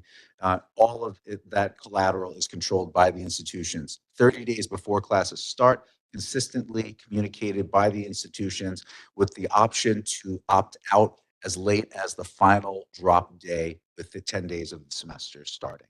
Okay, so that is closer to 6 weeks, not 2 weeks. All materials are included for any class. So if you are in a nursing program, if you are a nursing student, your textbooks, all of your materials except for the goggles. That is a quote from our Barnes & Noble partner, except for the goggles. Your digital subscriptions are covered. Your course materials are covered. Your textbooks are covered. So we can provide a list of all those things that are covered. And one nursing faculty yesterday at Western even said, well, heck, that's a really good deal because one textbook could be $300, but you're going to pay $285 for 15 credits worth of textbooks. I would, it concerns me when, statements are made that a program like this would hurt students. All of the diligence and all of the research we have done does not show that. And so I would simply ask that if there is evidence that this is hurtful towards students, it should be shared with us so that it can be deliberated by the administration and by the board. And finally, there's a comment made about how syllabi and books may not be selected by faculty until the first day of class. I've taught in the classroom for a long time, longer than I want to admit. And I believe even by federal regulation, it is required that our faculty post syllabi and book lists in our bookstore systems with ample lead time so that students can make decisions, calculate and determine what they need and what courses they would like to choose. And so if we have discrepancies in terms of the federal regulation and certain practices amongst particular faculty, that should be discussed. So that concludes my remarks. Thank you. Thank you, Chancellor Chang, and all of you for participating. We appreciate that. And Pam, thank you for conducting this open session for public comment. Next, I'd like to call for a motion to approve the minutes from the February 29th board meeting. So moved. For a second, Second. are there any changes or corrections? Hearing none, I'll call the vote. All in favor? Aye. Aye. Opposed? Abstentions? The motion carries. The minutes are approved. Next, I'd like to call for a motion to approve the minutes from the March 7th special board meeting. Is there a second? Are there any changes or corrections? Hearing none, I'll call the vote. All in favor? Aye. Any opposed? Any abstentions? Motion carries. The minutes are approved. Next, we have the approval of the consent agenda. I'd like to call for a motion to approve the consent agenda. Is there a second? Yes?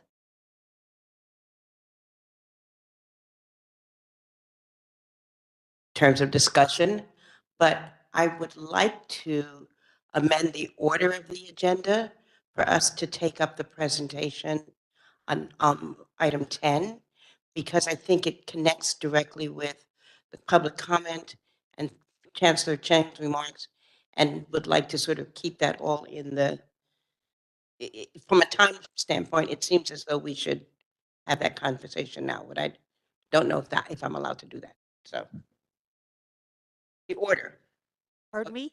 I would like to change the order of the agenda for us to have that discussion now, but I don't know if that's. All of our approval. I don't think we need a vote to do that, do they? I don't think you do. Well, we Yes, do. you do. All right. Okay, so would you like to make a motion that we do that?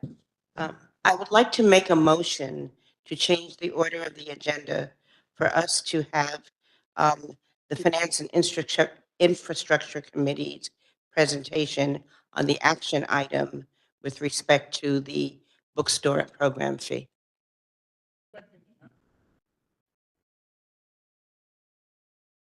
Well, we do have to consent agenda motion first. Okay, so let's take care of the motion for the consent agenda, and then we'll go on to that, please. So all those in favor of the, to approve the consent agenda? Aye. Is there a second? We already did that. We're voting. All those in favor? All those opposed? Abstentions? Consent agenda is approved. All right, so now we will move on. Yes, please do. I'd like to make a motion to advance agenda item number 10 with respect to 10A, the Equitable Access Program fee, to take that agenda item up now. Is there a second to that? All those in favor? Opposed? Abstentions? All right, we'll move on to that, please. Thank you.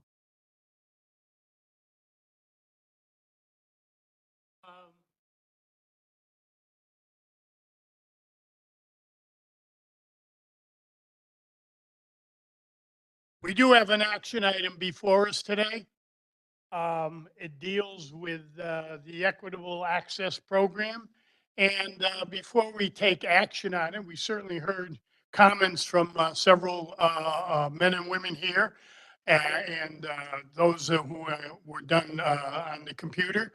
But what I'd like to do is turn it over for a review, so to speak, and a rehash so everybody understands exactly where it's coming from. And I'm going to give it to Dr. Lloyd Blanchard to do that for the membership before we take a vote on the issue.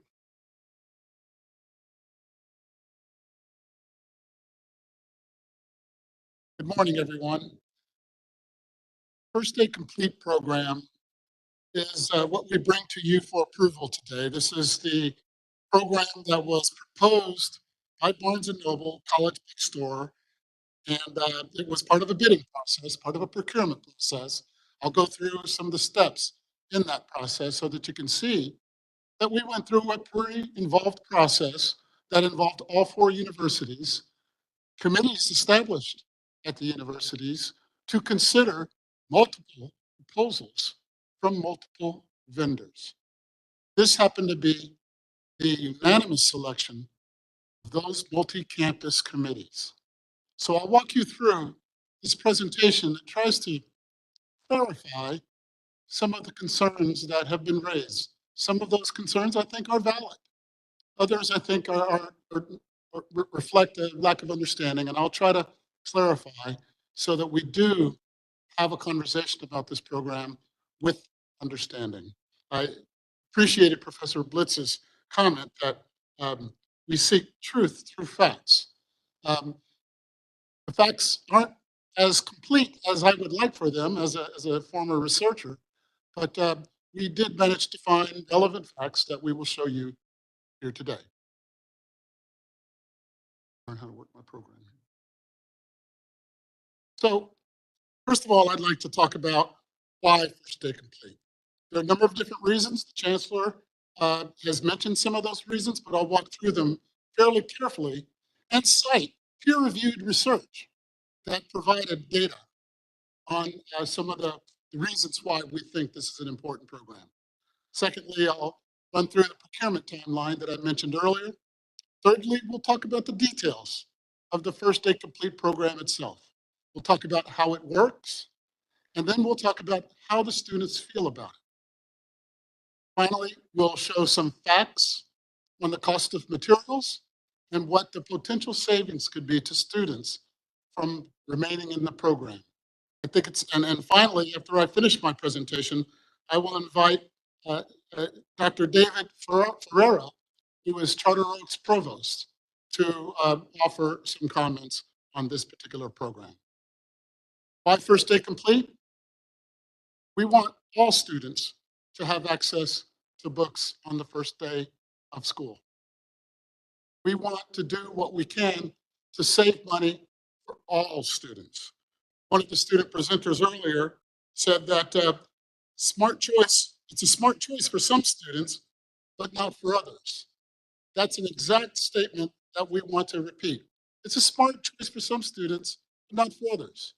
For those students that can find cheaper resources, for those students who have access to OER resources, we support you. We encourage you to find the cheapest way to support your education. What we are trying to do is cap the cost at $56.25 per 3-credit hour course, and then let the students choose whether to opt out or not. We want to do what we can to help all of our students succeed. Peer-reviewed research has shown that equitable access programs produce positive results, both in terms of grades and in terms of course completion, which is to say persistence to degree. We want to provide a consistent flat rate for books to help all students budget their expected college costs. Consistency.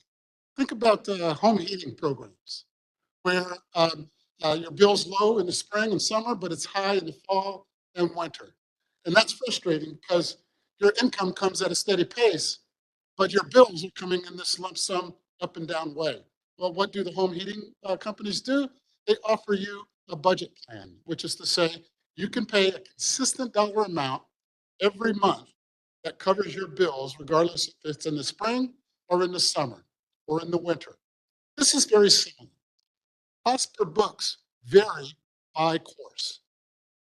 And the only way to sort of guarantee some flat rate or some consistency in the cost of books is to establish a consistent flat rate for books. And that is what Barnes & Noble has proposed. That is what the university procurement committees have accepted unanimously. But most importantly, students have a choice. Students do have agency. They can stay in the program and take advantage of it, or they can opt out if they find that they can get cheaper options. Why first day complete? Students, one of the things we have to understand is how do students acquire their textbooks? We're in a modern age now where we have access to the internet. We can go online to shop for our books rather than the old-fashioned method. But McGowan and Stevens' paper in 2015 in the Journal of Learning in Higher Education found that students adopt multiple methods to search for their textbooks and course materials. Indeed, their study looked at the proportion of students that used one of 4 different methods, either buying at a local bookstore, renting at a local bookstore, buying online, or renting online. So their studies found that only 16% of students use a single method to purchase textbooks. Students really are industrious when it comes to finding good prices for their textbooks. Indeed, 62% use 2 methods, 18% use 3, and a very small number use 4 methods. Of those students who only use 1 method, half of them use the local bookstore. Those students who are first generation, who haven't gained practice in this game called college, will likely be those students who use 1 method to purchase their textbooks. And that's why every college in the nation has a bookstore right on its campus or near its campus. We cannot imagine a college or university without a bookstore.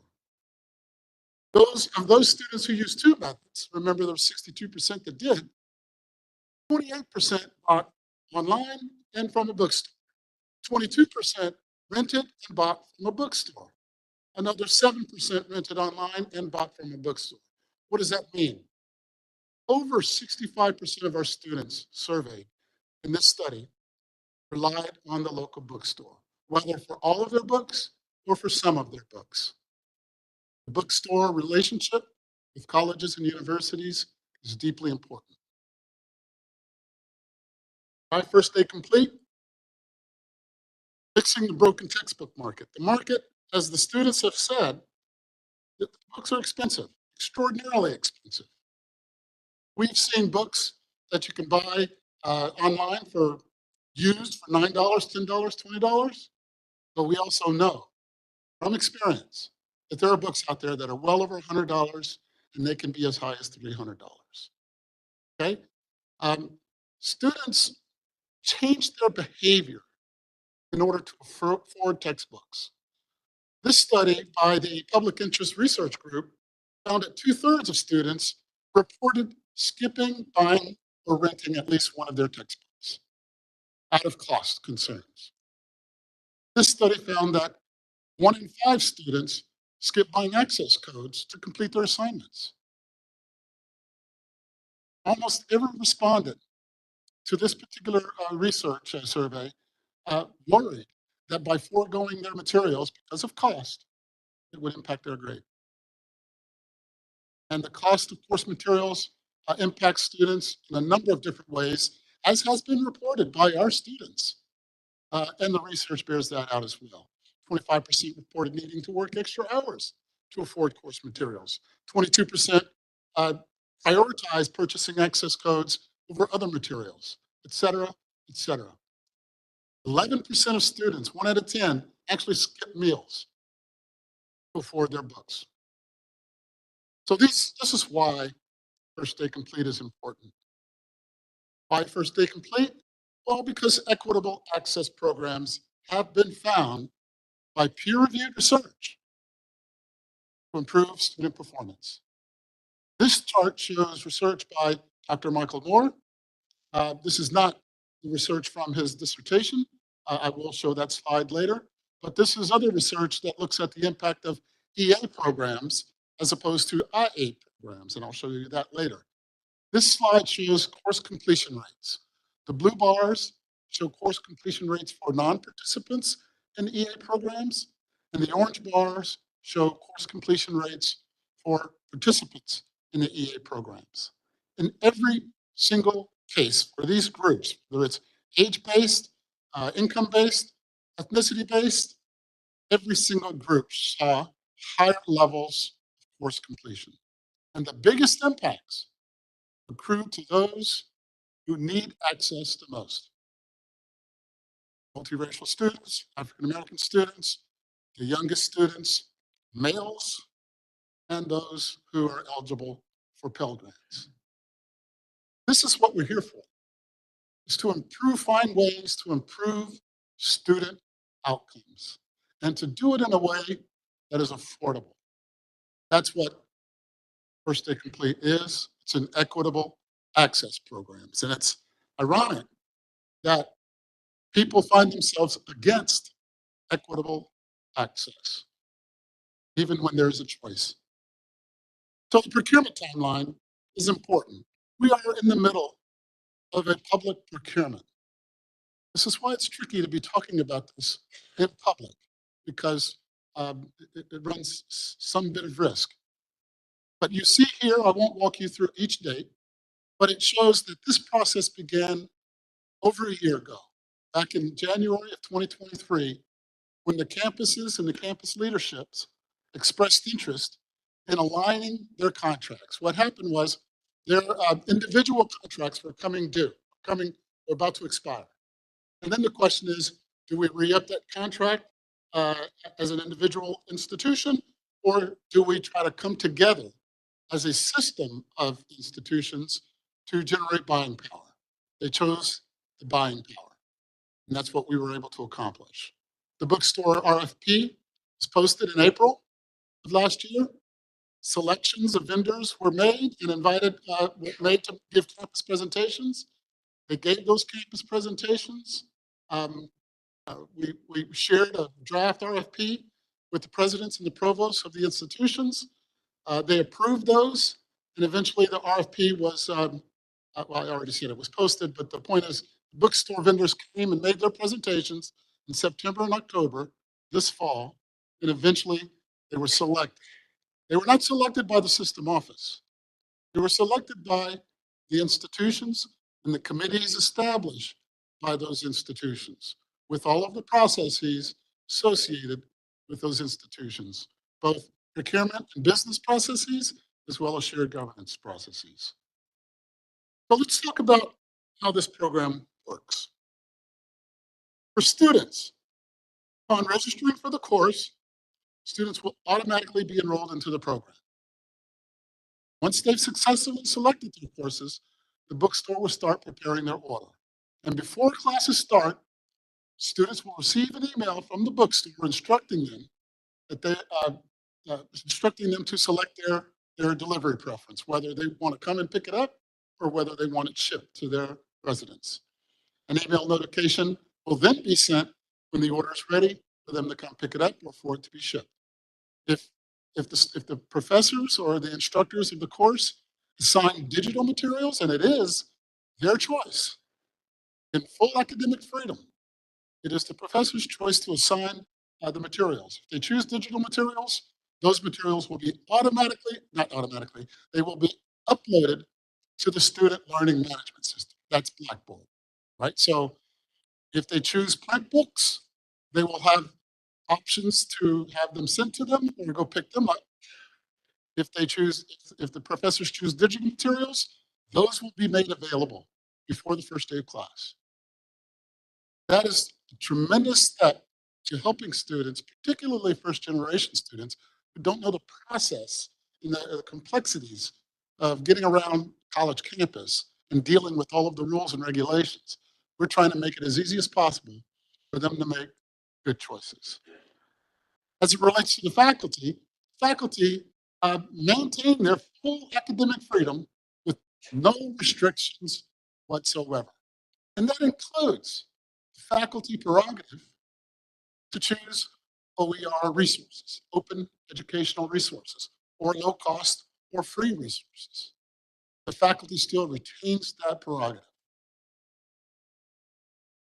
In terms of the opt-out period each semester is open 30 days prior to the first day of class, and it ends on the last day of that drop period, which is about 10 days in the semester.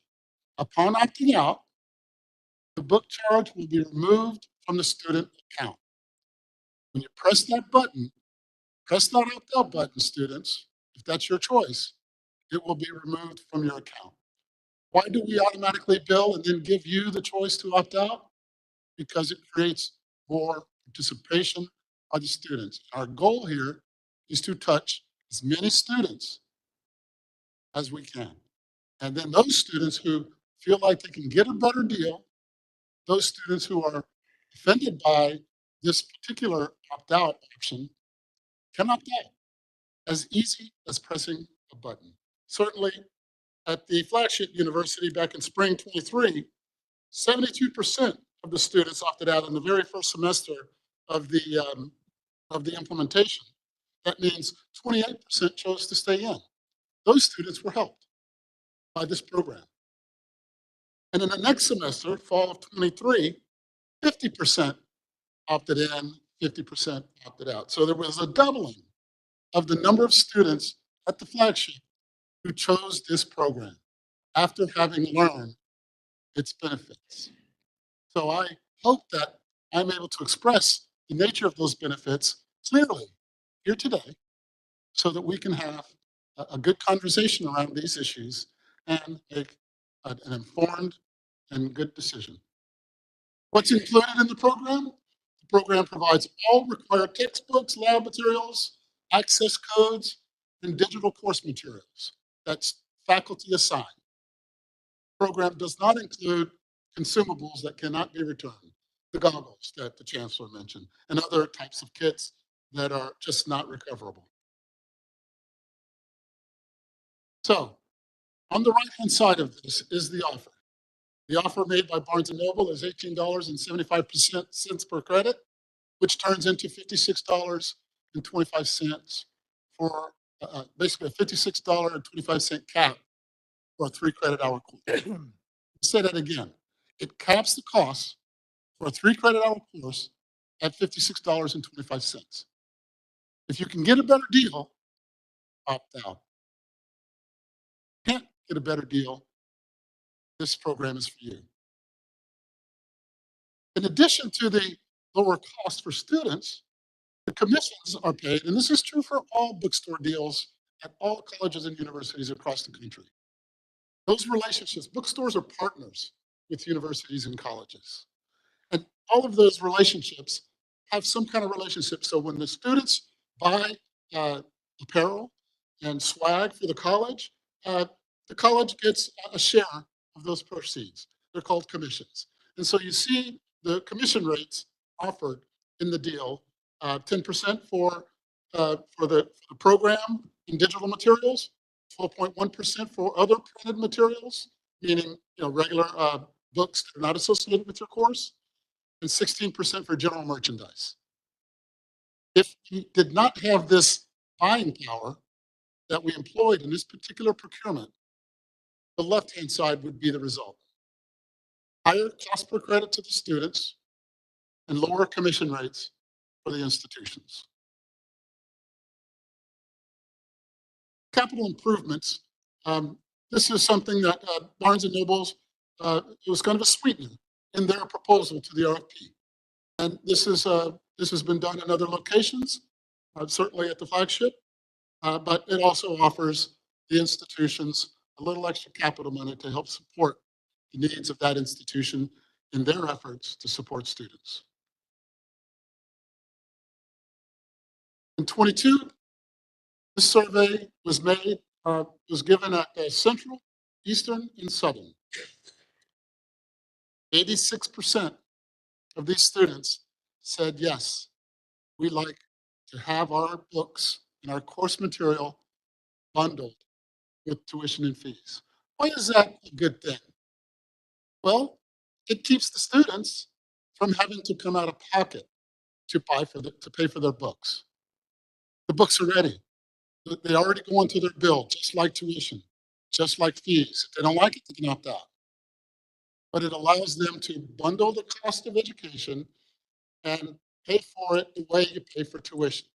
My child is at UConn. I don't have enough money to pay tuition in one lump sum.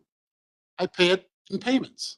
I make 5 payments per semester for all of my child's college costs. I suspect this will be attractive to a number of students whose parents are paying their costs or who are paying for their college costs in a similar way. By bundling these costs up, their books and their material costs with their tuition and fees, and paying for it the way they pay for tuition. 86% say they like this. Now, I respect the opinions of those who have raised concerns about this program. I respect them deeply. That's what America is all about. We can express our opinion openly and be respected for them. However, and this is an old term, some of us might remember it, there is a silent majority reflected in these data I'm showing you now. A large silent majority. Other peer review research has looked at the average cost of college textbooks. I'm sorry, this is not peer reviewed. This is a website done by Ms. Hansen, and she shows that the average college textbook cost is estimated at about $105.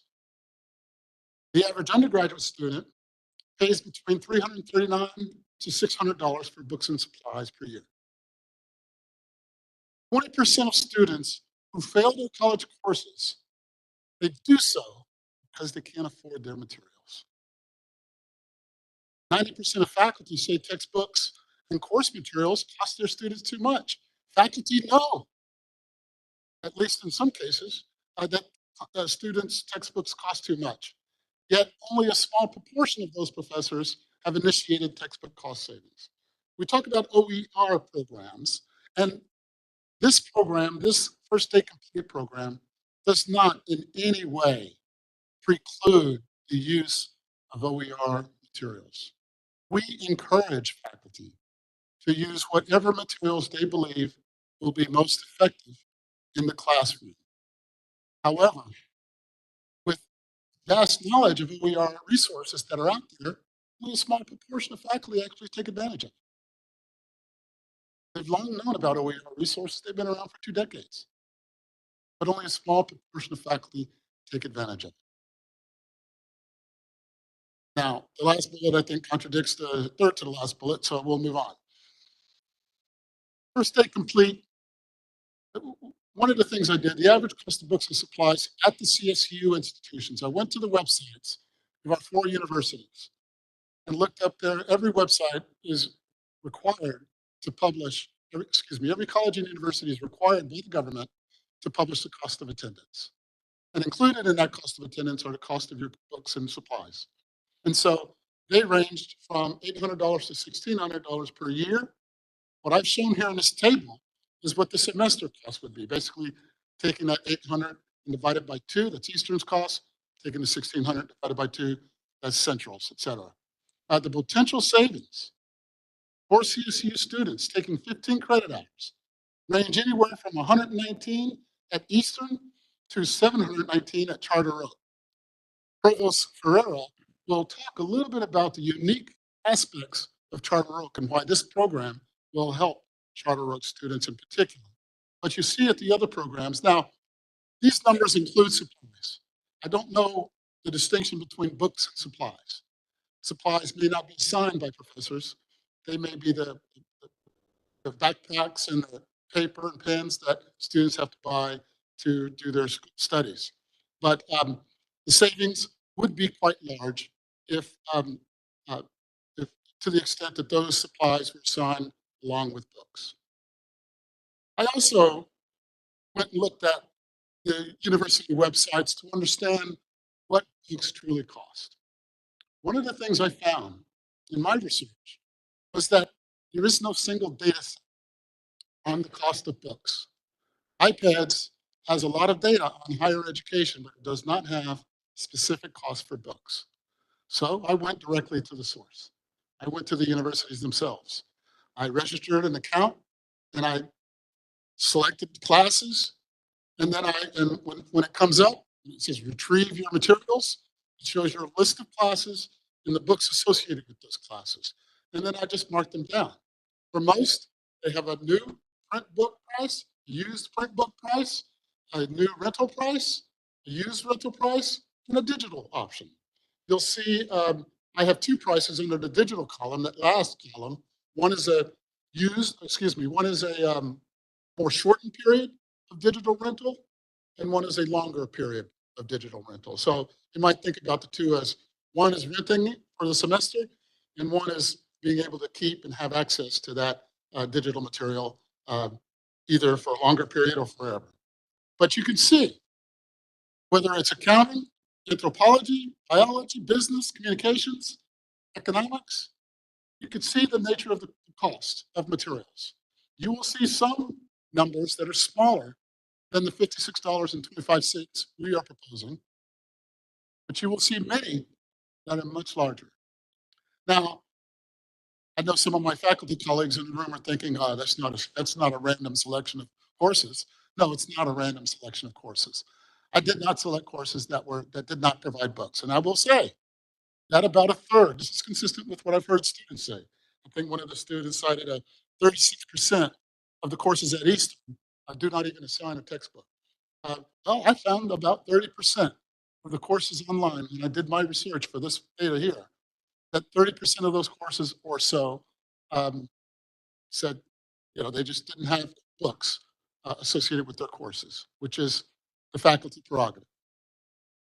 This is this is the second page, right?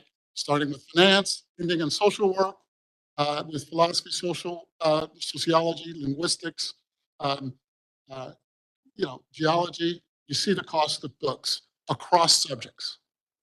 This is what the students are complaining about. This is what we are trying to solve. So let's think about some scenarios. This slide basically asks the question, when should a student opt out? Well, it's clear that if I'm taking 4 courses, which is 12 credit hours generally, and so the first day complete price would be $225 for those 12 credit hours. Let's look at scenario 1. If I have 4 courses that each assign books totaling $45, you should opt out. That's a no-brainer. Scenario 2 shows that if I have 2 courses with books that cost $45, or even 3 courses with books that cost $45, and 1 that has a $150 textbook, and these are the kind of things you see in your required core courses, biology, chemistry, the sciences in particular. All it takes is for a $150 book to take that opt-out decision into a stay with the program. At $285, the best option would be to stay in the program. Scenario 3 shows higher costs. Clearly, you want to stay in the program if you're facing higher cost of books. Scenarios 4 and 5, there are situations where professors won't even assign a textbook, or if they do what I do when I used to teach, yes, I've been a professor for longer than I care to admit as well, Chancellor. When I used to teach, I would give my notes to the students. That was my textbook, or my notes that I had developed over years and years and years of teaching economics. So even if 2 of your courses don't require books, and 2 of your courses require $100 textbooks, you may want to opt out. I think I did the math wrong. That's not an opt-out situation, so shame on me. But I think you get the point. I think you get the point. Students should, before every semester, investigate the cost of their books based on the classes they want to take. And if those books are going to be more expensive than the $225 for 12 credit hours, they should remain in the program. Those books are going to be cheaper than the $225, you should opt out. They're taking 15 credit hours, that threshold is $281. It is easy to get to $281. Maybe not every semester, but there will be some semesters. And that's why we do this opt-out program on a semester by semester basis. Because each student will take a different set of classes each semester, which will have a different set of course material requirements that will come at different costs. We don't know what it will cost until right before the course, the 30 days, once registration is open. And so this is designed to give students a choice of a capped cost program at $56.25 per course. Whether that course assigns 1 book or 5. This is my last slide, and it shows peer-reviewed, well, this is not peer-reviewed, this is a dissertation that was mentioned earlier on inclusive access course materials. And Dr. Moore shows that inclusive access programs have been shown to produce higher grades and to reduce the number of incompletes and withdrawals. By reducing the number of incompletes and withdrawals, you increase persistence to degree. That's why we're here. We're here to help our students graduate. And we're trying to create a program that serves all students in a voluntary manner to get books that are capped at reasonable cost. So with that, I'm going to be quiet and invite my colleague, Dr. David Ferreira, who is the provost of Charter Oak State College. Dr. Ferreira?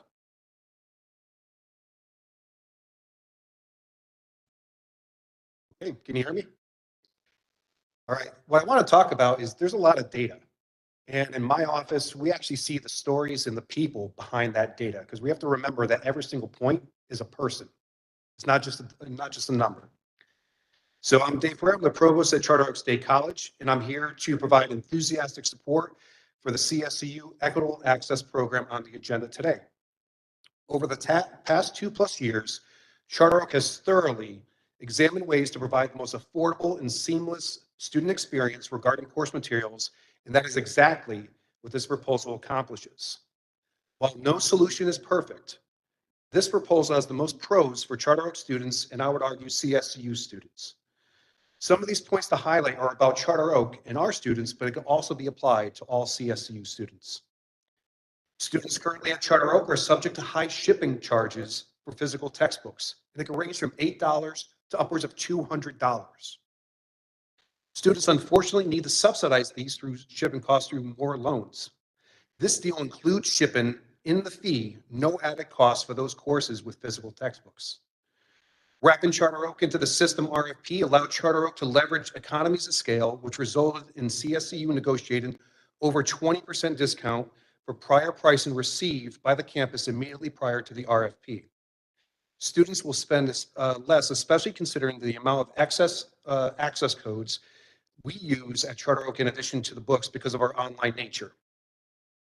Research on equitable access at four-year institutions found a substantial increase in course completion rates for students 25 and up, what you call the adult students. 86% of Charter Oak State College students are 25 and up and will benefit from an equitable access program. Many of our online competitors actually use this as a way to market, and they say our textbooks are included in the cost. We at Charter Oak and any other CSCU institution looking at online programs and courses, which many are at a competitive disadvantage if we actually don't have this offer for our students. Due to the accelerated nature, where over 90% of our classes are 8-week format or less, It is that much more crucial that students have access on day one and included in the 15-week classes. Again, that data point is I speak on a weekly basis with students who couldn't afford their textbooks because they're waiting for that financial aid voucher to come in to get those textbooks. That's 3 weeks into the semester. If you're 3 weeks into the semester for a 15-week, it's incredibly difficult. 3 weeks into the semester for an 8-week format, it's impossible. So our students are at a disadvantage, but this proposal takes care of that issue because 100% of our students have it on day one. We talk about OER. Only 5% of our courses at Charter Oak are OER. You know, the vast majority of our students will really benefit the savings. I was talking to one of our faculty and said, Dave, my capstone course is OER. And I said, that's very true. And they would pay that fee. Let's go back on this program of study and let's take a look. How much did they pay in economics? Well, they saved 120. How much did they save in accounting? Oh, they saved 100. So every single semester, they saved hundreds of dollars. And then in the final semester, if they didn't opt out, they did pay the $58.75. Now, that's the point that really is important here, is as CFO Blanchard said, given that steady knowledge of how much you're going to pay in course materials, especially for our students who are living paycheck to paycheck, is absolutely crucial for student success. And finally, from a student convenience perspective, you know, it's so convenient for students in order to get this. If you're a student from K through 12, where your textbooks are provided, now over here, your textbooks are provided. It's a consistent experience. But for our busy students, 78% of our students at Charter Oak work full-time and have busy lives. This program provides a convenient option for our students and give them what they expect and give the best student experience possible. Pillar 5 of our strategic plan is the student experience, and this is consistent with it. So thank you very much. And I would say finally with this one, for the regions to ask the question, is this better than the status quo?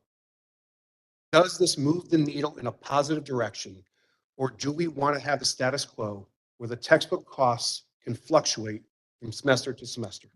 Thank you. Thank you, Provost Ferreira. Thank you very much. So I won't labor this any longer. I want to address just a couple more points. First, as it relates to divide administration rulemaking. Divide administration is going after this thing called junk fees that was mentioned earlier. Junk fees are hidden and mandatory costs. First Day Complete is open and clear. We've been communicating this for a year now or more, and it's voluntary. This is not junk fees. This is not anything like junk fees. This is voluntary. This is an attempt to give all students, not some students, all students, access to books at a fair, consistent, flat cost. If it's not cheap enough, opt out. Students have said at an 86% clip that they want to bundle their books and course materials with their tuition and fees so that those can be paid for the same way tuition and fees are paid for and not scrambling out of pocket, waiting for your next check, and you're 2-3 weeks into the semester already. We know, research bears this out. You have your books, beginning of the semester, first day, the first week, you will be more successful than if you wait, than if you delay, than if you don't. And finally, what is the consequence if we do not approve this contract? We've been working on this for a year. Campuses are preparing themselves to make this program work. If this is not, if we do not approve this, if you do not approve this, it will implode implementation, and we will have to scramble to figure out how we establish store contracts on an individual basis. And if we are successful in doing that, it will come at a higher price for students, and it will come at a lower sharing of commissions with the institutions. Madam Chair, that's all I have. Thank you, Dr. Blanchard. Before we open it up for discussion, I just want to make a couple of comments. You know, I was against this program initially, solidly against it when it began. Couple of reasons. One, because the dating on it looked like the bookstore person in charge could move the dates around and would be difficult for students to figure things out. They resolved that under this program, which was a good thing, or is a good thing. The thing that bothered me even more was you had opt out. You want to, opt in. And if you wanted to opt out, you looked at the next block, but that said more information on opting in. Then on the bottom, in like minuscule letters, you had opt out. Real problem for me. The agreement was, and you saw it up there, you side by side, same size. So I kind of acquiesced and went along with that, thinking it was the right thing to do. And we moved that forward to this entire board. Now you're going to have to make a decision. You know, we're dealing with adults, men and women who are college students who have to make a decision as to what they want to do. It may cost them more in the end, it may cost them less. I think the opt-in, opt-out idea is great. I particularly would like to see it be opt out, and if you want in, you're in. That's one of the options. We're going to have 4 choices. You know, you talk about it being a savings, and it may very well be, and you talked about junk fees, and you listed a host of them. Well, this may not be a junk fee quite the same as hidden. It's kind of peeking around the corner. May not totally be a junk fee, but it does cost in the end. I think, you know, making this decision is not an easy one for me, and it's going to be up to you. But one of the things I looked at is a couple of months ago, we raised tuition 5%. I didn't like doing that, and I understood students and faculty and staff who complained against it, but I thought it was the right thing to do so we could move forward with a solid education with proper faculty, staff, and programs that they needed. I supported it. Didn't like it, supported it. This is not quite the same thing. 5%, if you look at this, $281.25, 4.5% increase. Now you can opt out, but it's still 4.5% increase, which is like a 9.5% increase between tuition and this program. Now, if the program fits you, as Dr. Blanchard said, I say get in, you're saving money, etc. I'm not sure that does it for all students. If this thing goes down, so be it. People are going to have to scramble. You pay for it in the end. But all the letters, I've gotten letters, phone calls, etc., from students and faculty and staff who think this is not a good, solid idea to move forward at this time. So you have 4 choices. One, you move it forward with what's in front of you just the way it is. Secondly, I was going to say we referred back to the Committee on Finance and we look at it again, but we operate under Robert's rules, I believe, here. In the legislature, we operated, under a different set of rules, but very similar to them. We operate under what was called Mason's rules. But I'm sure both of them would say, if you refer it back to the Committee of Origin, it's dead. It's called recommitting the bill. So we would have to table this for further discussion by this entire committee is what we would have to do, in my opinion. And the third is we can amend it if that is your choice. But those are the 4 pieces that are on the table. If anybody has any other genius idea that we can get around on this, I'm willing to listen. But that's it. In, out, amend, or table. Those are it. I think it's up to you to make the decision. Holding the hands for students is not what I want to do at this point in my life as we go forward. We mandated, and rightfully so, I believe, the tuition increase. This, to me, is not something we have to mandate. If they so choose to pay more in the long run, so be it. If you have the option and we can somehow change it, which I understand we're not going to be able to do, to amend it so you opt in, excuse me, who opt out with the option of opting in, then so be that too. But those are the choices I see us on the table. And it's been a long, hard lesson for me. And contrary to a comment that may have been made earlier, didn't know what was going on. I studied this issue, went through it, went through all the choices I thought, and went through the studies and comments made by students, faculty, and staff on it. And I understand, I think it's a great program, by the way, absolutely great program. But I still feel now that students should be able to opt out.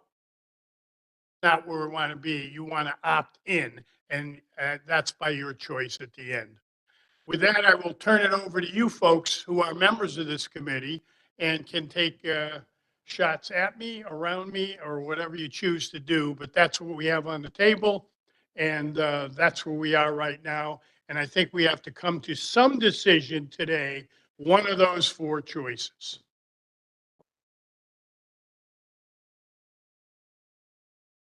I can't resist making some comments, and let me give you some perspective to start off with, because I was making notes, the first of which was the scariest note I made.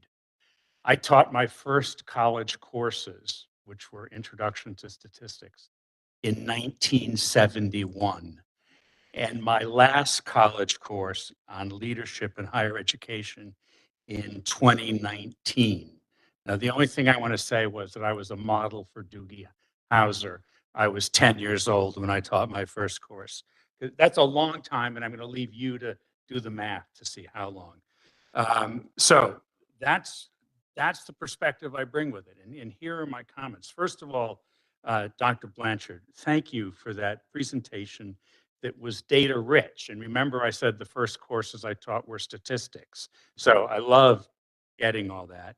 And secondly, particularly your use of peer reviewed data and national data sets, because those are the touchstone for which decisions should be made. That was very strong.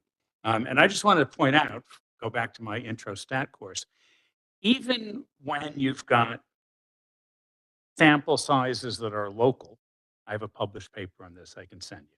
Sample sizes that are local.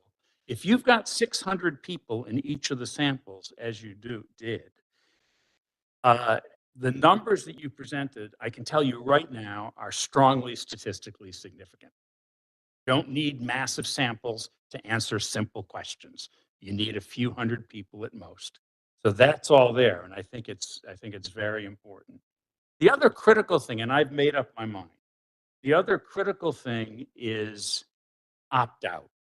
And frankly, I'm not sure how to say this, but our students, as we've heard from President Maduco, as we hear from our colleagues all the time, in spite of massive barriers and challenges, our students perform. Our students are capable. Our students have the skills they need, particularly with Dr. Blanchard's tables, to decide whether to opt in or opt out. And they may come to decide, as our fellow UConn students did, that fewer of them more of them opted out in year one, fewer of them opted out in year two, when presumably they were more comfortable and had more information. That, to me, Lloyd, that might have been the most important piece of data of all the important data you provided. The more they knew, the more likely they were to opt in. Second thing, and I don't know, I'm losing track of numbers. The next thing is that, I spent most of my life in healthcare. Critical thing that we all used to talk about in every manner of issue we developed, and that was Hippocrates' oath. First, to do no harm. Whatever you're proposing, don't make it worse. Well, we're not going to make it worse because opt-out is the present status. So anybody who wants to opt out should be able to opt out. Now, that puts the burden on us, and I'm looking across at the presidents, to make sure that local communication makes it clear when you have to opt out. Linking it to the add drop period, I think, is great, because that's a natural. People have to know that they're dropping out of that course by that date. Otherwise, they're paying tuition for the course, and the book fee is kind of, to say nothing about. And I can say from these many years of teaching, the most challenging thing to face is a class in which students haven't bought the textbook till the third or fourth week of class. And I know why they haven't bought the textbook, because some of these stat books and other books are expensive. I mean, even when I was teaching, they were $100. That was a lot of money. And so, yeah, they do put off buying the book, but that is reflected in the classroom. So I think that the part that sold me was two parts. One was you can opt out. You just need to have it made clear to you repeatedly, and as it says in large print, this is opt out. And the second thing is the longest opt out period possible. And it seems to me 30 days before you register until 10 or 12 days during which you have the option of dropping a course. That's reasonable. So I'm in favor of it. I appreciate my colleague, Richard Balducci, because what I saw in this presentation were two different roles that I've come to depend on. First role from Lloyd is to present lots of data that's well thought out, well examined based on solid, reputable sources. And the second from my colleague Richard to tell me what he really thinks, you know, and tell it clearly and trace his path from objection to so I, you know, for all these reasons, I think it's a good idea, and experience will tell us whether opt out is the choice of most students or whether the program is good.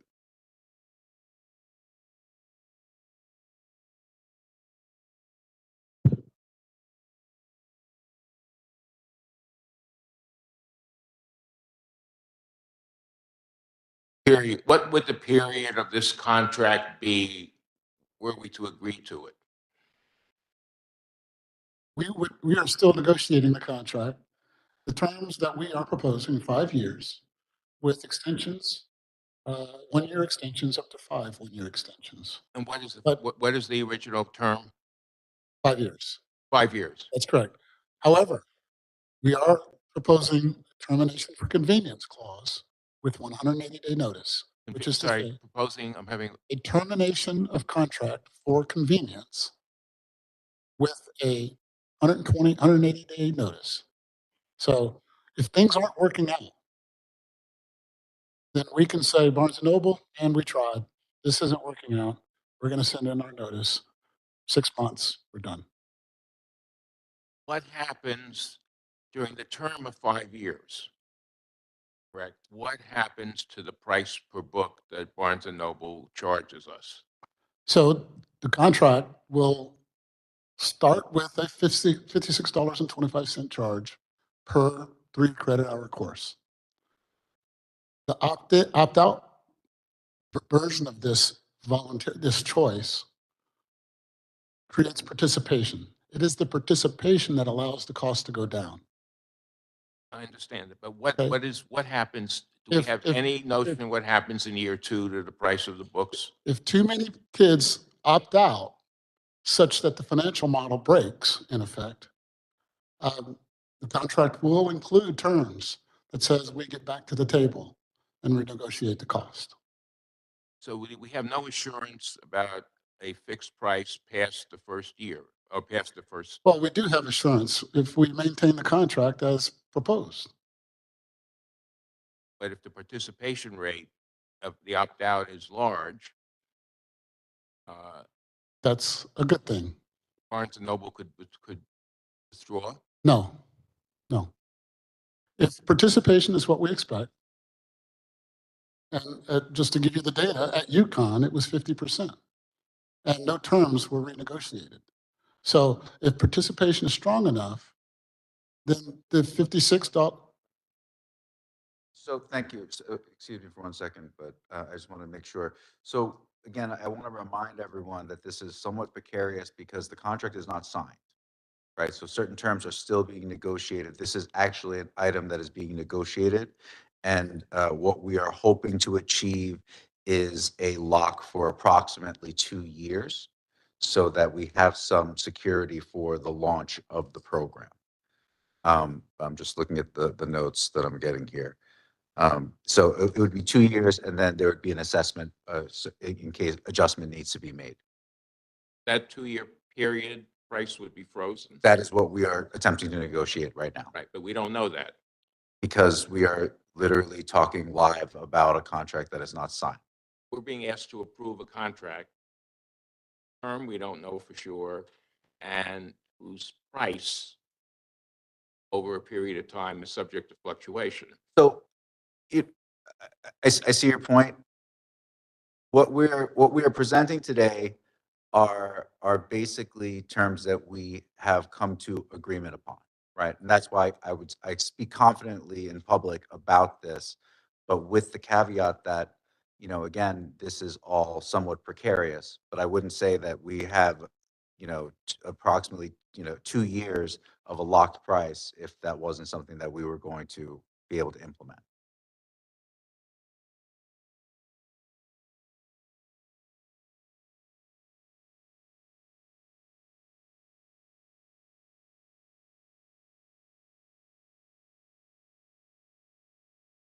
Sorry.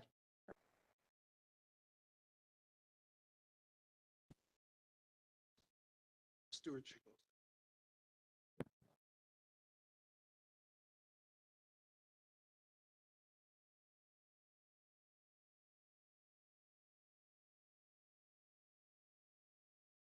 Lined up here.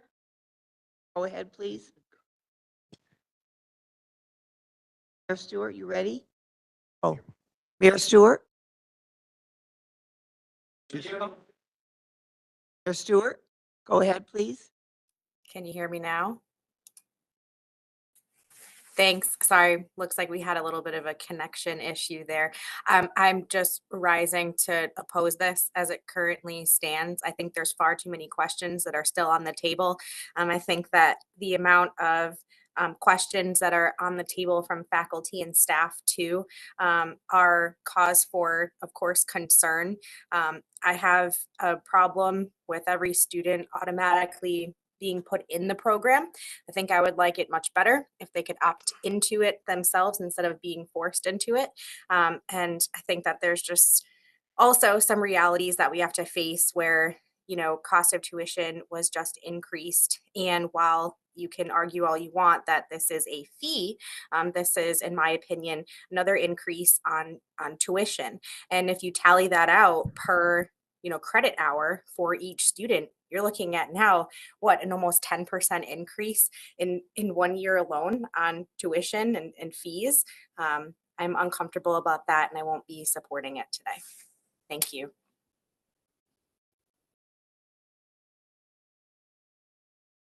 Oh, Carla.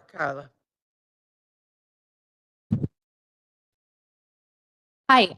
So when I first heard of this, I thought it seemed like a wonderful program and wondered actually how anyone would be against it. The opposition from faculty, library staff, students caused me to investigate it further. I felt it was necessary to do my due diligence. So I questioned in this last week everyone I possibly could. I spoke with professors, students, and library directors from across the CSCU system, national advocates, and possibly the most important here, 17 UConn students that are currently experiencing this program. After all my research, the most important piece of this is that it is the opt-out. I connected with unbiased UConn students and asked a very basic question of what their experience is like at the bookstore, and the fears of students at CSCU were verified. The results showed apathy and confusion at best, staunchly against it at the worst, and not a single student that I spoke to said they benefited from this program every semester. A handful of students remarked that they had used this program maybe once or twice. What shocked me was how many had not even heard of the program and had been buying their textbooks elsewhere. And then when I explained how it worked, they looked into their fees to discover that they had essentially paid for textbooks twice. A social media campaign had started at UConn created by students for students to educate them on how to opt out. We are talking about UConn students who are generally more affluent and much less likely to be underserved, and the majority not first-generation students. There is a push and pull between professors and textbook publishers, as I found out from my many conversations with professors across the CSCUs and community colleges. Professors are trying to find the highest quality books for their students at the lowest cost. Some are able to offer open educational resources, a good 30%, and it's a growing movement for free textbooks with the options growing every day. So I understand from a business perspective that this is a good move for our system, but it is off the backs of students. I had voted yes to our tuition increase, which is a transparent, direct way of balancing the books. This, however, is not transparent and very well does not help the majority of students because they do not consistently spend above these amounts to make the program beneficial. It was even noted in our presentation today that at that one school that it was implemented, there was only a 27% participation rate. All the while, what percentage of that 27% opted in accidentally? So this will cause harm to many students, first generation, the least supported students, to get caught up in the marketing scam for a for-profit. The average costs per semester are provided, but we need that mean number. For example, the nursing students pay $2,000 each semester for books. That would skew these numbers. But what about the majority of majors that are not on the extremes? So this could help STEM majors, but even still, it is a rent-only program, and many of those degrees are built on foundational knowledge. They need to be able to keep their textbooks. I cannot support this for all of the CSCUs or CSCOs. I spoke with Charter Oak and can understand why it would be a great program for them, but I do not support it for the other CSUs, and most certainly not for CT State at a later time. This particular way of lowering the deficit is at the expense of students, and I staunchly oppose it. It is not transparent, will harm more students than it benefits, and poses multiple additional barriers to students. Even with significant marketing on how to opt out, it will be yet another barrier unless it is an opt-in program. And I urge the rest of the board to either table this if opt-in is a future option, or vote no if it is not an option. Thank you.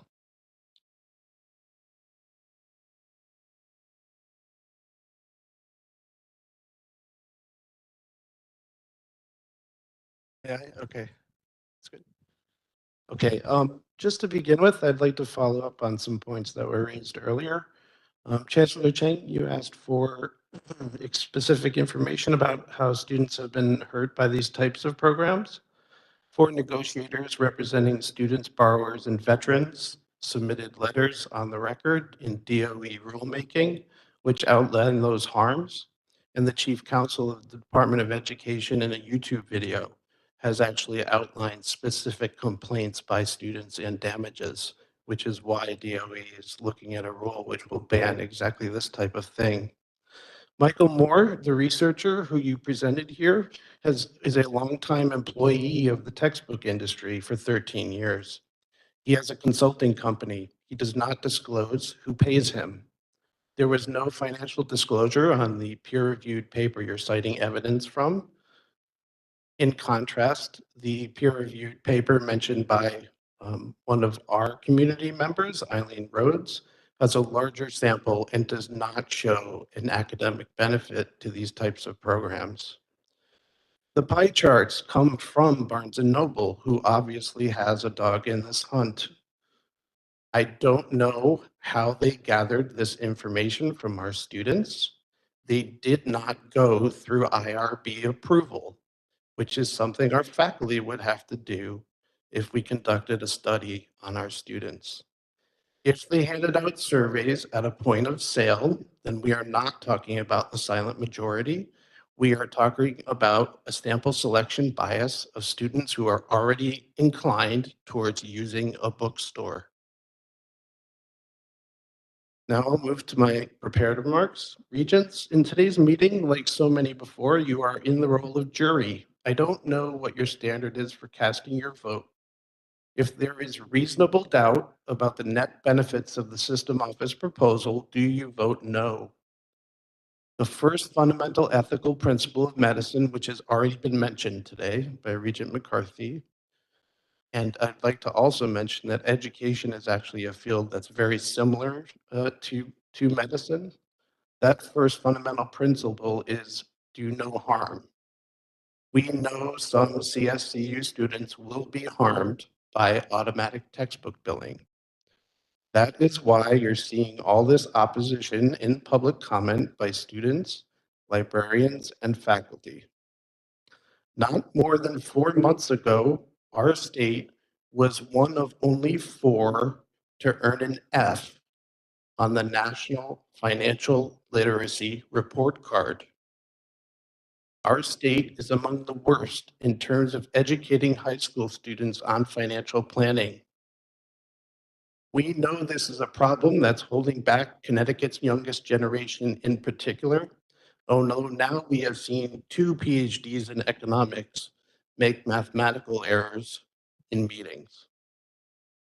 Yet you have been asked to set up a program in which financial literacy is absolutely required for students to make the right choice about opting out in order to save money.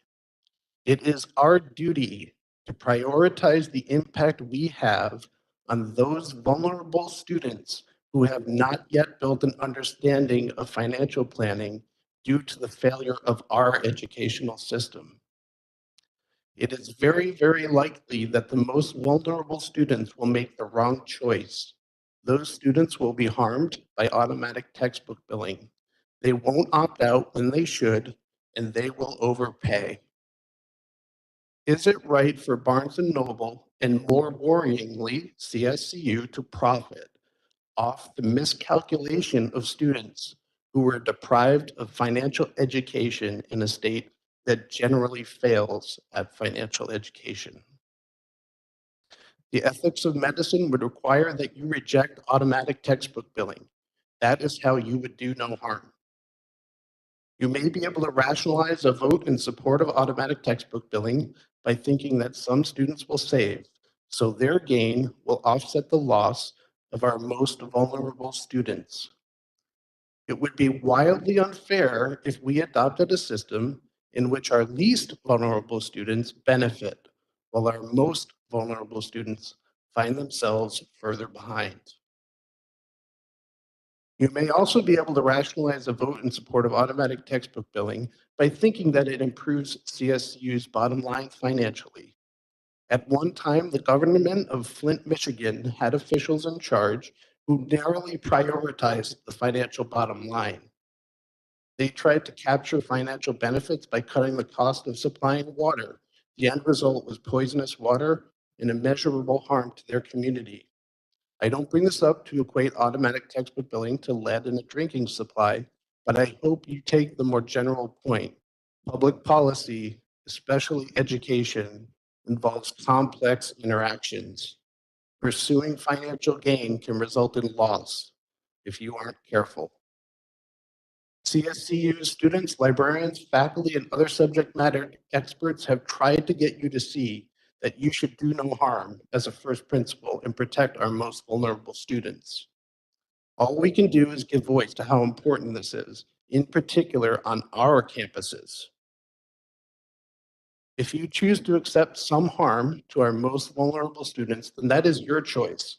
It is not the choice or recommendation of the preponderance of educators who work tirelessly to open opportunity for our students. Thank you.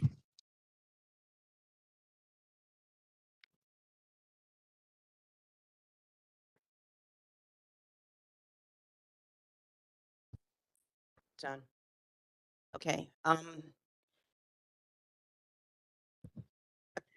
A couple of things. I think that, first of all, I thought the presentation, Dr. Blanchard, and the intention and what we were trying to accomplish and the information and the statistics, thought it was very impressive and very compelling.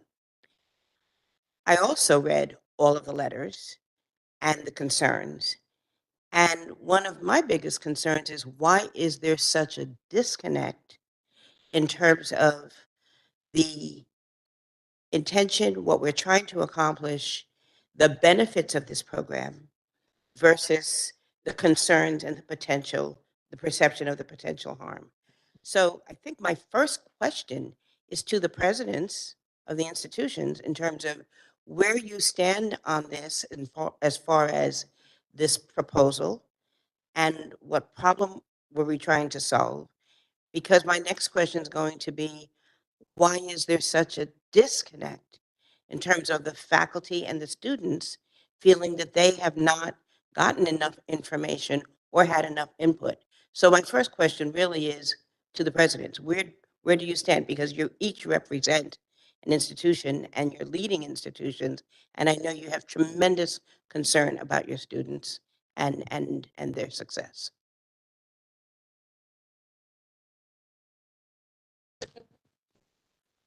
Region James and the regions.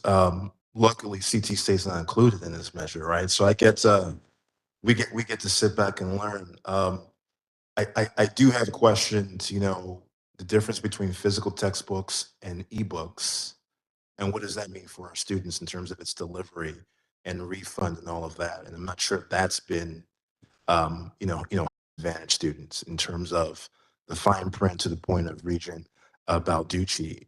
Often our students don't read the fine print, right? And though our faculty, staff, and administration, we work hard to inform our students when it comes to a financial impact, right? That's typically the headaches that we deal with between faculty and staff. So I do think that we need to be more intentional in that, in terms of those students that are not reading, or let's say they are in developmental education or English as a second language. There are so many different things. Also, too, will we deliver the information per Barnes and Nobles in different languages for our students to have language barriers? So those are the first things that come to mind, just from questions. But I'll defer to my colleagues to my right. To say, so you're not covered by this, and I really want to hear from the people that this Yeah, exactly. impacts. Yes. So let me pass this microphone. Yeah, I'll be subtle. I'm sold. And I'm sold for a couple of very clear reasons, and my provost was talking about them. Number one, we run 8-week semesters, 8 weeks. You can't wait till week 3 to figure out whether you could afford the textbook or not. And so I need my students to have the texts, digital and paper-based, day one. This allows that to happen, while giving them the option to shop on their own if they choose to. And the second and final thing I'll say is my average age of graduation is 36. I'm not talking high school students, generally speaking. This is you. You're my students. And so the question I would ask to you, would you rather be forced to shop for your books, or would you rather be offered a low-cost option with the option to shop for your books? Because I don't believe the option not to buy your books is on the table. Thank you. I thought I would retire with no more controversy. No such luck. Anyway, let me make a few comments. First of all, the process. The process was a fine process led by Jessica Pacwa. It wasn't perfect. And if I had to do it over, and Jessica and I were talking about it, we'd do it a little bit differently, I think. But it included my provost and my CFO.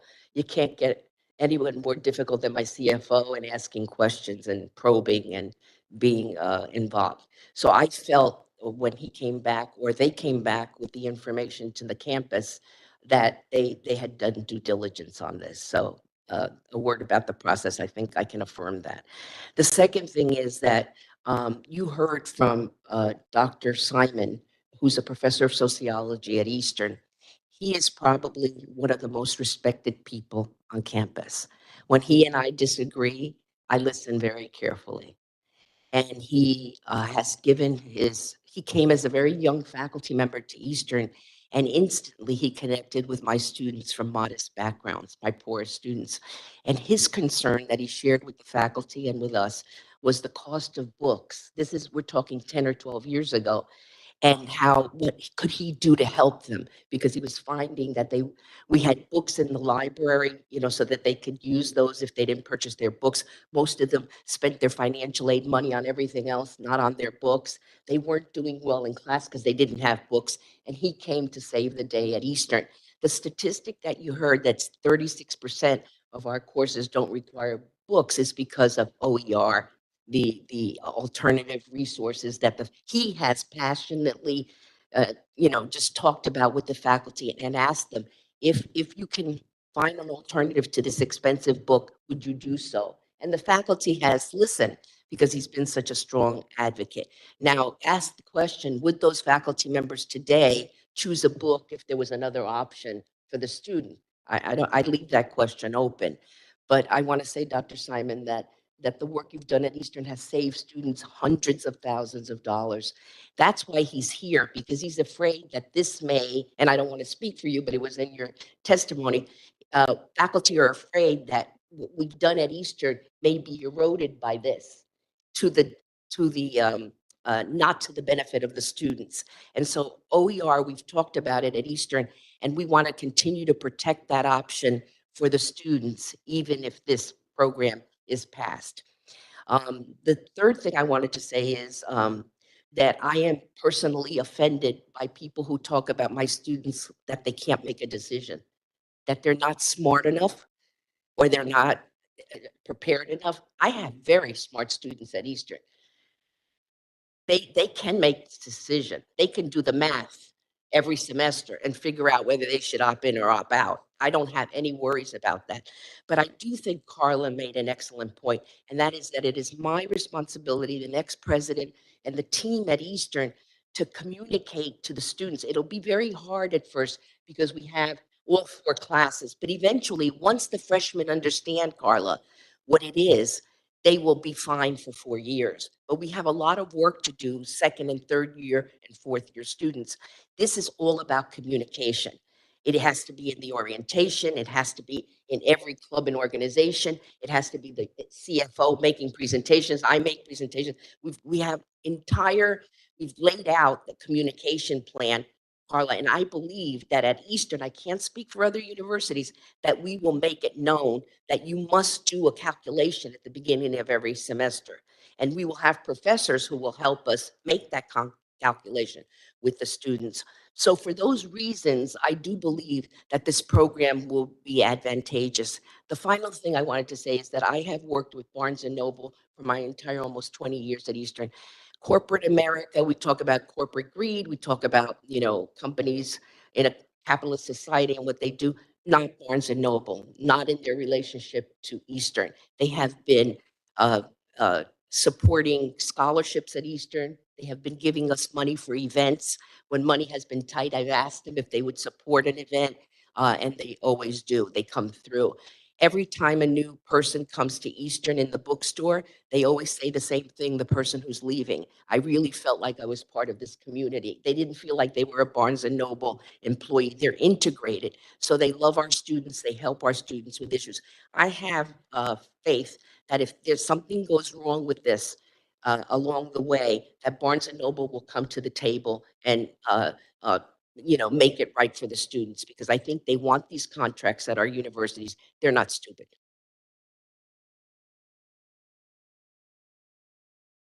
That Regent Bloom had asked before, we've confirmed that the 2-year price lock guarantee is in the current deal. So that's not a negotiable anymore. That is there, 100%. Thank you for your comments, President Nunez.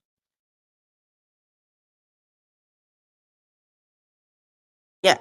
Excuse me, we have one more president online, President Singh. Thank you very much, everyone, discussing this. This is the good news that I see in this conversation is that everyone in this room and parties that are not available here, they're aligned in the mission and the goal of this whole entire enterprise of discussion is that we want to make the education affordable and accessible. That alignment is our North Star because we are in that together. That's the message I'm getting out of this. The second thing I want to highlight is that another good news out here is that we are discussing back and forth. Yesterday, I had my own Senate colleagues discussing this matter. Chancellor was there listening to diverse voices. Does that mean that we have arrived at a perfect decision? Answer is we are in that process, collectively exchanging ideas. And that's the best news that any institution of higher education, the dialogue, the intellectual conversation, and also understanding the vantage points from where different stakeholders are coming. So kudos to everyone who is so patiently sitting and discussing these, because there is a North Star of serving the students best. The third I would want to highlight is, as President Nunez was mentioning, I think our students are really smart and they can make not only the choices, but they can also make those choices timely. It's a word of technology, and 10 days, in my humble opinion, is a fine, even after the classes begin, timeline. We have done that previously. And then prior to actually registering for the classes, there are at least a 4.5 weeks period around that, if I'm not wrong. Third thing I would like to highlight is that, do we owe more communication and clarification on this? Answer is certainly. That is the sentiment that we are hearing, and we are committed as presidents and as chancellor's office team. They have done a great job in preparing these presentations. There's no other agenda in my colleagues at Western and every other university campus and Charter Oak, but to make sure that all the options are set at the table, students are able to make a decision. Communication certainly is always more is better, and that's what we are dealing. So I am leaning towards supporting this because, one, if you compare sometimes even cost of one textbook, which could run for $300 or more, then you add some additional materials that are needed, it could offset. Not for everyone, and that's why there's an opt-out clause. So I think it's a very balanced approach that I'm very happy to be convinced otherwise. At this point of time, I think we are leaning towards, as my personal opinion, towards a system that will help students more than likely, unless there is something that we have not uncovered yet. So I'm comfortable and positive in giving my students choice so that they can make a decision that saves them some money and also makes the education more accessible and affordable. So I don't know if we're going to hear from Southern or from Central with respect to this. It seems clearly that the two universities, that you are in support of it. I do think that sometimes we go through things with the best of intentions and we still have unintended consequences. And what I've been hearing is both the intentions as well as concern about the unintended consequences. And I'm hoping, Rich, that tabling isn't killing it. But I do wonder if some opportunity for better and more communications between the leadership who is supporting this and the faculty, students, and librarians who are concerned. If we have the luxury, for example, of taking another month and having this resolution presented at the April meeting with of intention of really having more of that communication and understanding and clarification, because we've heard some very conflicting, statistics and perceptions, and I do wonder if we can buy some time to get some of these misconceptions out of the way, but I'm not sure that's the right answer. But right now, I'm torn. Yeah, thank you.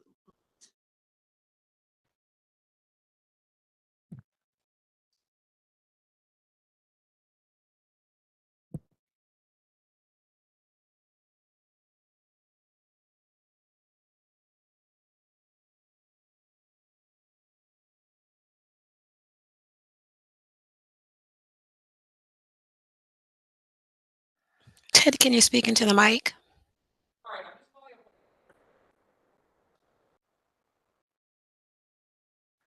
Decision before people have to leave and we lose our quorum. Sergeant at Arms. Who's the Sergeant at Arms? I'll try to be quick. I just want to make a request. I think we shouldn't be over time at this meeting. I think too many questions have been unanswered. I think you're making a decision while there are letters from two CSCU-wide councils. There's a petition signed by over 1,000 people. There are many, many letters. There's an administrative faculty senate resolution that asks questions about just application, right? How is it going to be done? We have AUP leadership, I believe, has a statement against it. If this is as clearly justified and in our students' favor as it has been presented, then there's clearly a failure of process in all of this. And this happens way too often at this board meeting. And I hope that the regents will ask that before anything come before the board, that there is some evidence that we have collected. So peer-reviewed national data is wonderful, but we are serving very specific populations, local specific data. And also, I know, we have the 36% number at Eastern. I don't know what the other universities' numbers are. And the feedback and advice and guidance of the people who are on the front lines with the students and the students themselves, so that all of these refinements can be made ahead of time. So I do hope that in this month, we somehow, beyond just clarification and communication, some level of shared governance. This affects the way that we run our classrooms. It affects the ways we interact with our students. It may cause a disincentive to use OER. And what will that do to the cost past this 2-year lock? I'm glad to hear there's a 2-year lock, but what will that do? These kinds of studies are important, and they are not separate from our actual interaction with our classrooms and our responsibilities. Realize that we are the interface, and students will come to and fail to trust us if they believe that they're being exploited by these structures. Okay. I'll be brief. Yeah, I believe it's on. Can you guys hear me? Perfect. There it goes. First, I want to point out the I share my support with Carla and this decision. I believe that there just hasn't been enough consultation to the students. Unfortunately, I think that's where the issue lies. I think there's not, students are not fully aware what this is going to entail. And I just think there needs to be more communication between the students.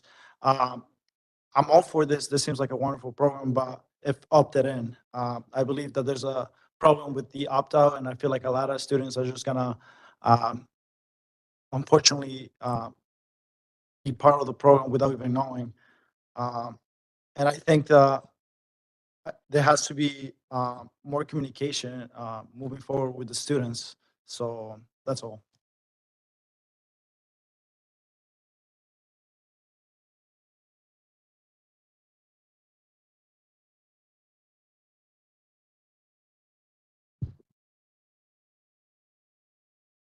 Do we call the question? And Second. Wait, our friend here does. We have a motion and a second to call the question. I call the question, so we will. And I think Mayor Stewart. Someone seconded it. I did. All in favor? I think. Wait, hold on. Can we clarify? What are we voting on? We're voting on calling the question. Right. Call the vote. Big call, seconded, it's not debatable. Yeah. Voted. Right. Right. Moving the question is not debatable. That's Right. exactly right. Right. Just make sure we're clear. All right. Some people might think we're voting on a motion. Hold the vote. So now we vote on the motion. Right? To vote on So vote on calling the question. So we're going to now vote on the motion. Because was it your committee? Madam Chair, we do not have a first or a second on the resolution from the Finance Committee. So we've called the question, so we need a first and a second from the resolution. Is there a second?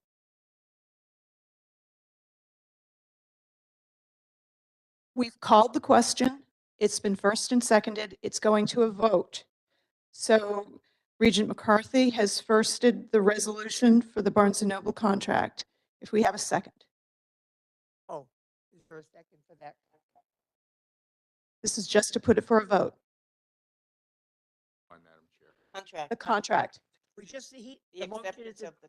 on the table. We need a second to. There's a second. Thank you. Madam Chair, I can take a quick roll call vote. Wherever you want to vote, it would go by acclamation. We call the question. I had actually proposed a potential amendment, but I don't know if we have to vote on this before we can vote on it. I would second that. I think this may have a much better. Pardon me, but if the question is called, it's not debatable, correct? Correct. Correct. Okay.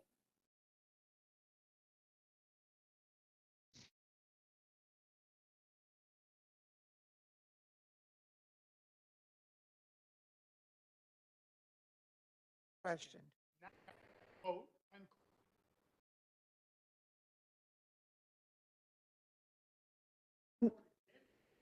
We can't hear the We can't hear discussion. anything. Calling the question goes straight to a vote. Thank you. This is a vote on the resolution for the Barnes and Noble contract, which was made by Regent McCarthy, seconded by Regent Gway. Going to do a roll call vote? Yes, ma'am. I'm sorry. If we vote on this question, whatever that outcome is, can there be an amendment, or does this die here? And reject it and make another motion. Okay. Reject this and make another motion, right? Right. Okay.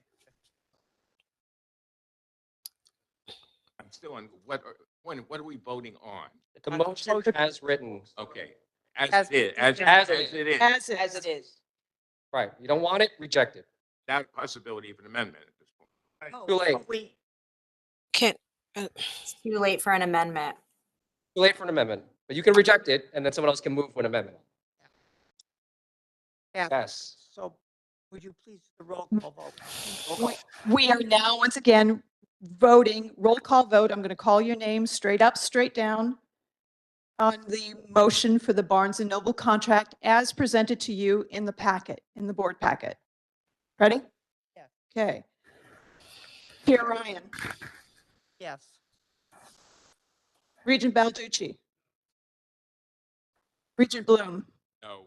Student Regent Glaze, Regent McGuay, Regent James, No. Regent Jappanen, No. Regent McCarthy, Regent Porth, Student Regent Sanchez, Regent Santiago, No. Regent Stewart, No. Regent Wright, Regent Yang. The motion does not carry, Madam Chair.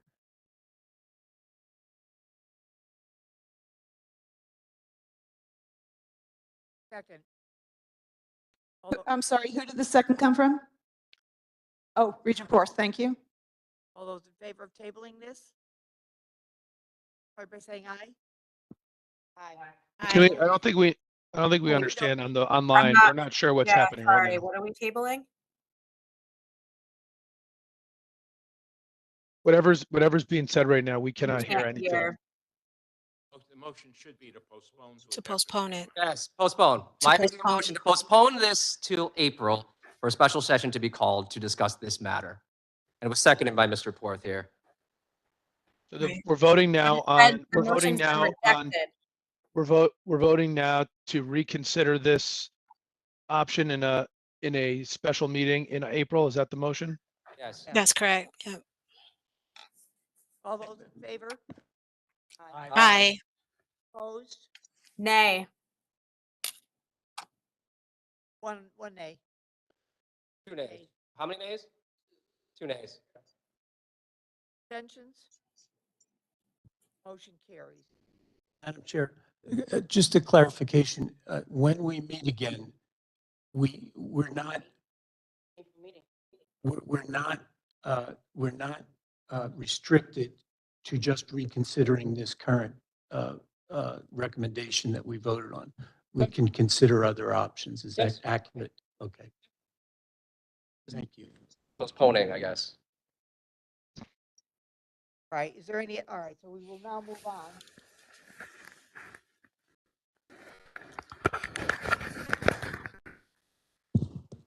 So first, thank you again to all the regents and all the folks who have been engaged in this entire conversation and dialogue. You know, this is part of the process. This is part of the work, right? To achieve something big and ambitious and hopefully beneficial. You know, we need to do this kind of work. I share President Nunez's sentiments about what I would describe as a kind of pessimism around the sensibilities and capabilities of our students. I actually think incredibly highly of our students. And I think in my time in teaching in predominantly urban institutions of minority serving, Hispanic serving institutions, I've seen nothing but capability and promise in our students. And so I tend to think of them as highly capable and not incapable.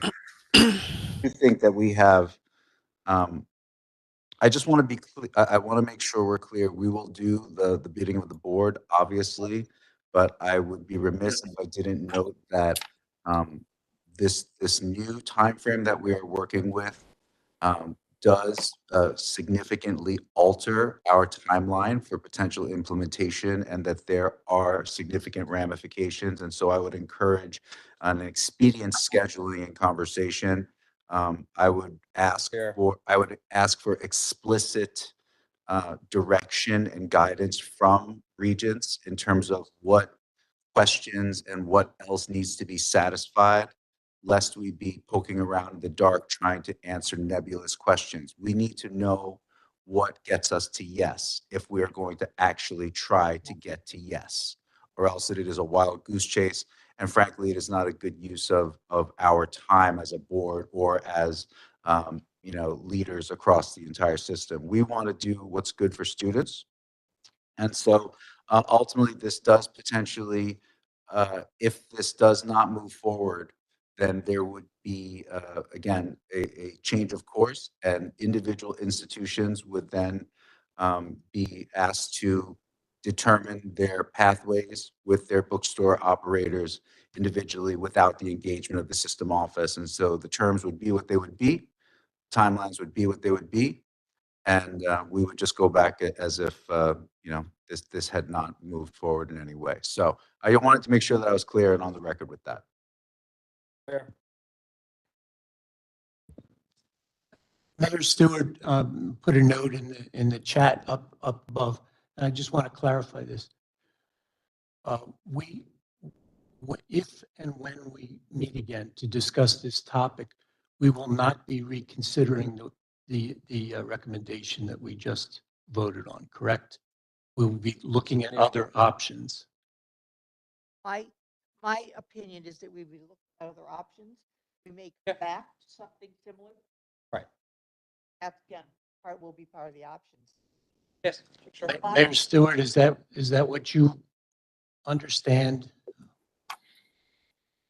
No, I just wanted to make sure that the motion to reconsider was made by somebody who voted in the affirmative of the item, because somebody who voted against it cannot make that motion. But I didn't vote to reconsider. The motion to That's Robert's the motion to reconsider needs to be made by somebody who voted in favor of the original proposal, is what she's saying. I think it's worth us resolving this before we finish today. And I'll just say this again, if and when we meet again to discuss this topic, we won't be considering the same recommendation. Does that change things? We can talk about anything You can reconsider it, but it has to be changed somehow. You cannot put the exact same program forward, whether it changes a date, whether it changes the cost, but it cannot be identical to the one we just voted down. Presumably, it would be a revised resolution incorporating some of the comments that were made at the meeting here. In other words, we should be, I have notes about 3 or 4 items that we might want to have in a revised resolution. But the starting point is with the resolution that was just taken up. When you make a motion to reconsider, you're starting with the resolution that you had, just so everybody knows. Thank you. Series of amendments to the resolution. Okay, that we but had. I didn't move to reconsider, right? I moved to postpone. Pam, Yes. point of order. May we call a special meeting just to discuss this one special issue? Absolutely. You can call a special meeting, but Regent Stewart does have an accurate point that if the motion is to reconsider It was to postpone. It was for postpone. It's to postpone, not to reconsider. Well, I don't think we can postpone because we already took action. So we only have Right. two options: a new meeting to review options for the bookstore, which could then consider, but not consider this exact proposal, but a similar one could be considered as long as it wasn't exactly the same. Or someone who voted for the motion could For could make a reconsider. motion to reconsider. I think can we just clear this up? We're well past time. We are. Well, the group seems to want a meeting to reconsider, and since I voted for this, I'll put that on the table. But I will say before I put it on the table, that one of the most alarming points I heard today was not the financial issues. There will be winners and there'll be net neutral, and that's all about communication. But we have a problem today with latency. There are people that are not buying books when they start a class. This is a real problem. And if we're for students, we should be for their achievement. So whatever we do, we need to solve for latency. So I'm going to put a motion on the table to have a meeting in April to reconsider alternative book purchasing program. I second that. There is a second. Is there any discussion? Question, clarification. When you say reconsider, do you mean the same recommendation we just voted down? No, I do not. What I do mean is if we have a we seem to have two issues here. We're only talking about money in these meetings. It's all we talk about is cost and money, and we're trying to trick people. We've got a latency issue. We have an education issue that we need to solve for. So whatever we do, we need to do that. Right? You're welcome. Any other questions or comments or discussion? Vote all in favor of the motion. Reconsider to have a special meeting to reconsider this entire issue. Agreed. Aye. Aye. Nay, for the record, no. Are there any other nays? Any abstentions? Motion carries. Forward with schedule a special meeting to reconsider this entire issue.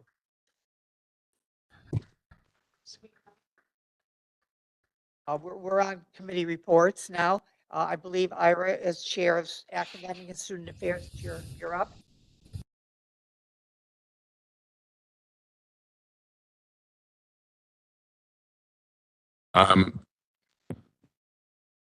The committee, first of all, the Committee on Academic and Student Affairs met on March 8th.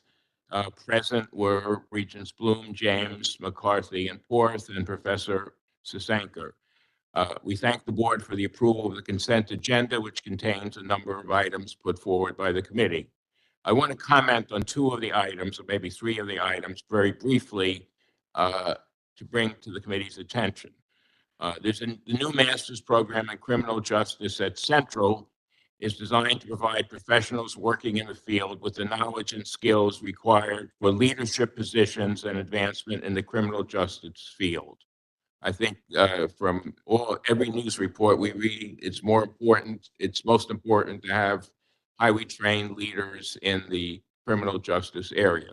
This is a high flex program to make it flexible for people who are actually working. The second item, there's the new land certificate and GIS program at Connecticut State. Combines the need to address an aging workforce in surveying with a curriculum that uses new technology, drone technology in surveying, a new approach. This is an innovative program. It should attract students. Young people seem to be very fond of drones, and I think this will, this should work. And at Western, item 7C3 on the agenda, a new comprehensive special education paraprofessional program, which is designed to meet the largest segment of teacher shortage in Connecticut. We have approximately 1,200 teacher vacancies, with 25% in special education. This program will permit paraprofessionals to achieve bachelor's degree and certification as special education teachers. This would be distinct assistance to a number of school districts, alliance districts, including Canterbury, which have a disproportionate number of these vacancies.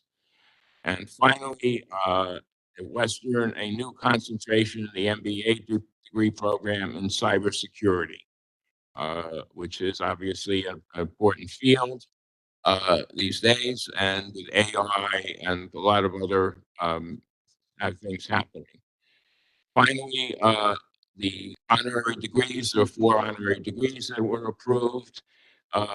The spelling of one of the recipients from Southern Connecticut State University, however, was an error on our agenda, but not in the backup material. She is Robin Canarick with an N rather than with an R. Madam Chair, so that's a correction we will make in the materials. This concludes my report. I thank everybody for their patience, given everything else that has gone on.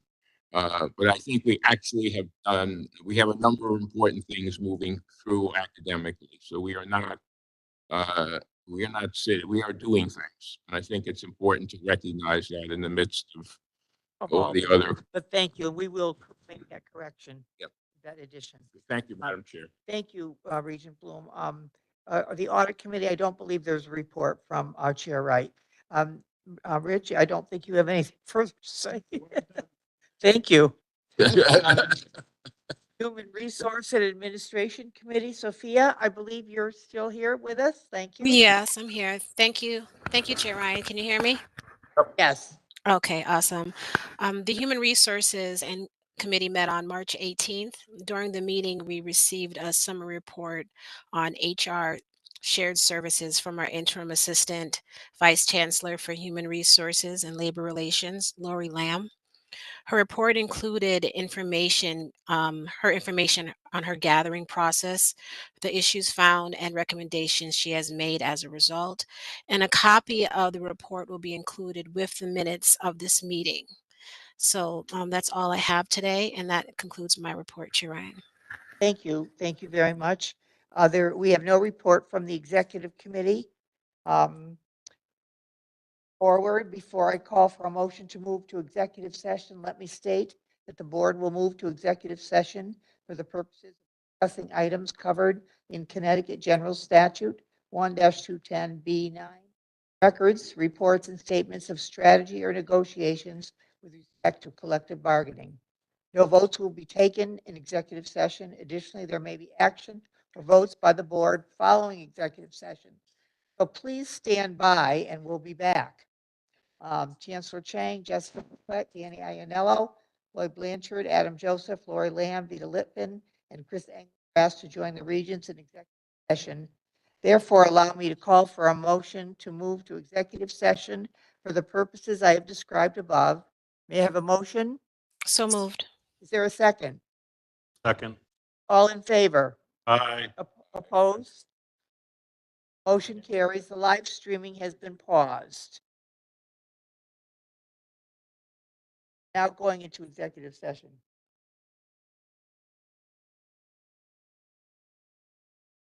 It was approved. It's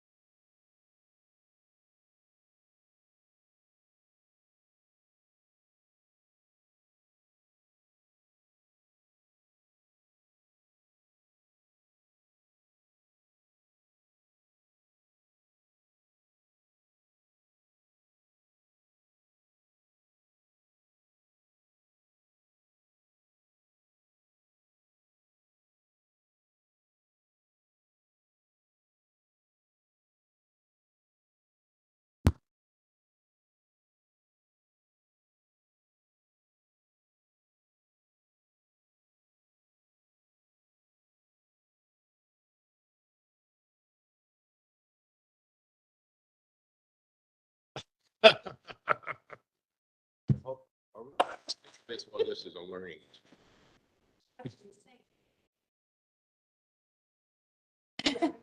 Learning a lot. Dean, when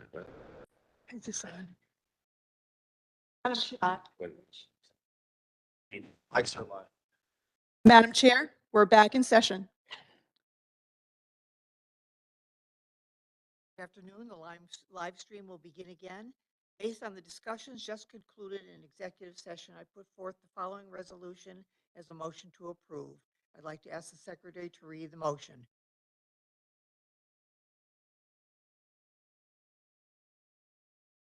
Thank you, Madam Chair. We have a resolution concerning the ratification of CSCU collective bargaining agreements dated March 21st, 2024. Whereas pursuant to Connecticut General Statutes Sections 10A-20, 10A-72, and 10A-89, the Connecticut Board of Regents for Higher Education has authority over the compensation of its personnel within the limitations of appropriation. And whereas pursuant to Connecticut General Statute Section 5-278B, collective bargaining agreements covering state employees are subject to the approval of the Connecticut General Assembly. And whereas pursuant to Connecticut General Statute Section 5-278C, the legislature shall appropriate whatever funds are required to comply with a collective bargaining agreement when such agreement has been approved by the legislature. And whereas the current collective bargaining agreements covering the professional personnel of the Board of Regents for Higher Education require the parties to reopen negotiations with respect to wage increases and step movement for fiscal year 2025.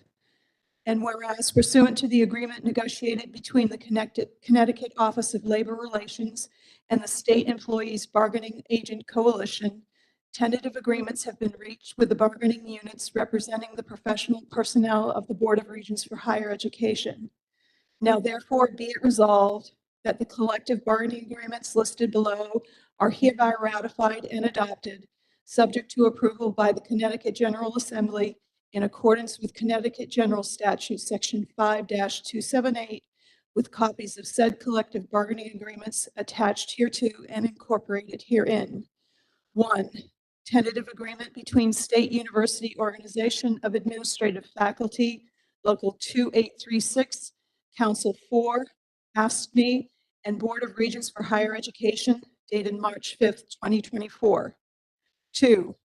Tentative agreement between Local 1214, Council 4, AFSCME, and Board of Regents for Higher Education, dated March 5th, 2024. 3. Tentative agreement between Congress of Connecticut Community Colleges, Local 1973, SEIU, and Board of Regents for Higher Education, dated March 6, 2024. 4. Tentative agreement between CSU, American Association of University Professors, and Board of Regents for Higher Education, dated March 5th, 2024. 5. Tentative agreement between AFSCME Council 4, Local 2480, and the Board of Regents for Higher Education, dated March 6, 2024. 6. Tentative agreement between Federation of Technical College Teachers, Local 1942, American Federation of Teachers, AFL-CIO, and Board of Regents for Higher Education, dated March 6, 2024. And be it further resolved that the CSU Chancellor Terrence Chang is hereby authorized to execute said collective bargaining agreements and any necessary amendments thereto on behalf of the Board of Regents for Higher Education. I have a second. Is there any discussion? All in favor? Since there is none, all in favor? Aye. Opposed? Abstentions? The motion carries. The resolution is adopted. That concludes the business of the meeting of the Board of Regents. May I have a motion for adjournment? So moved. Is there a second? All in favor? Aye. all right. Oh. Oh, Sophia's back. Yeah, oh yeah, I don't. That is a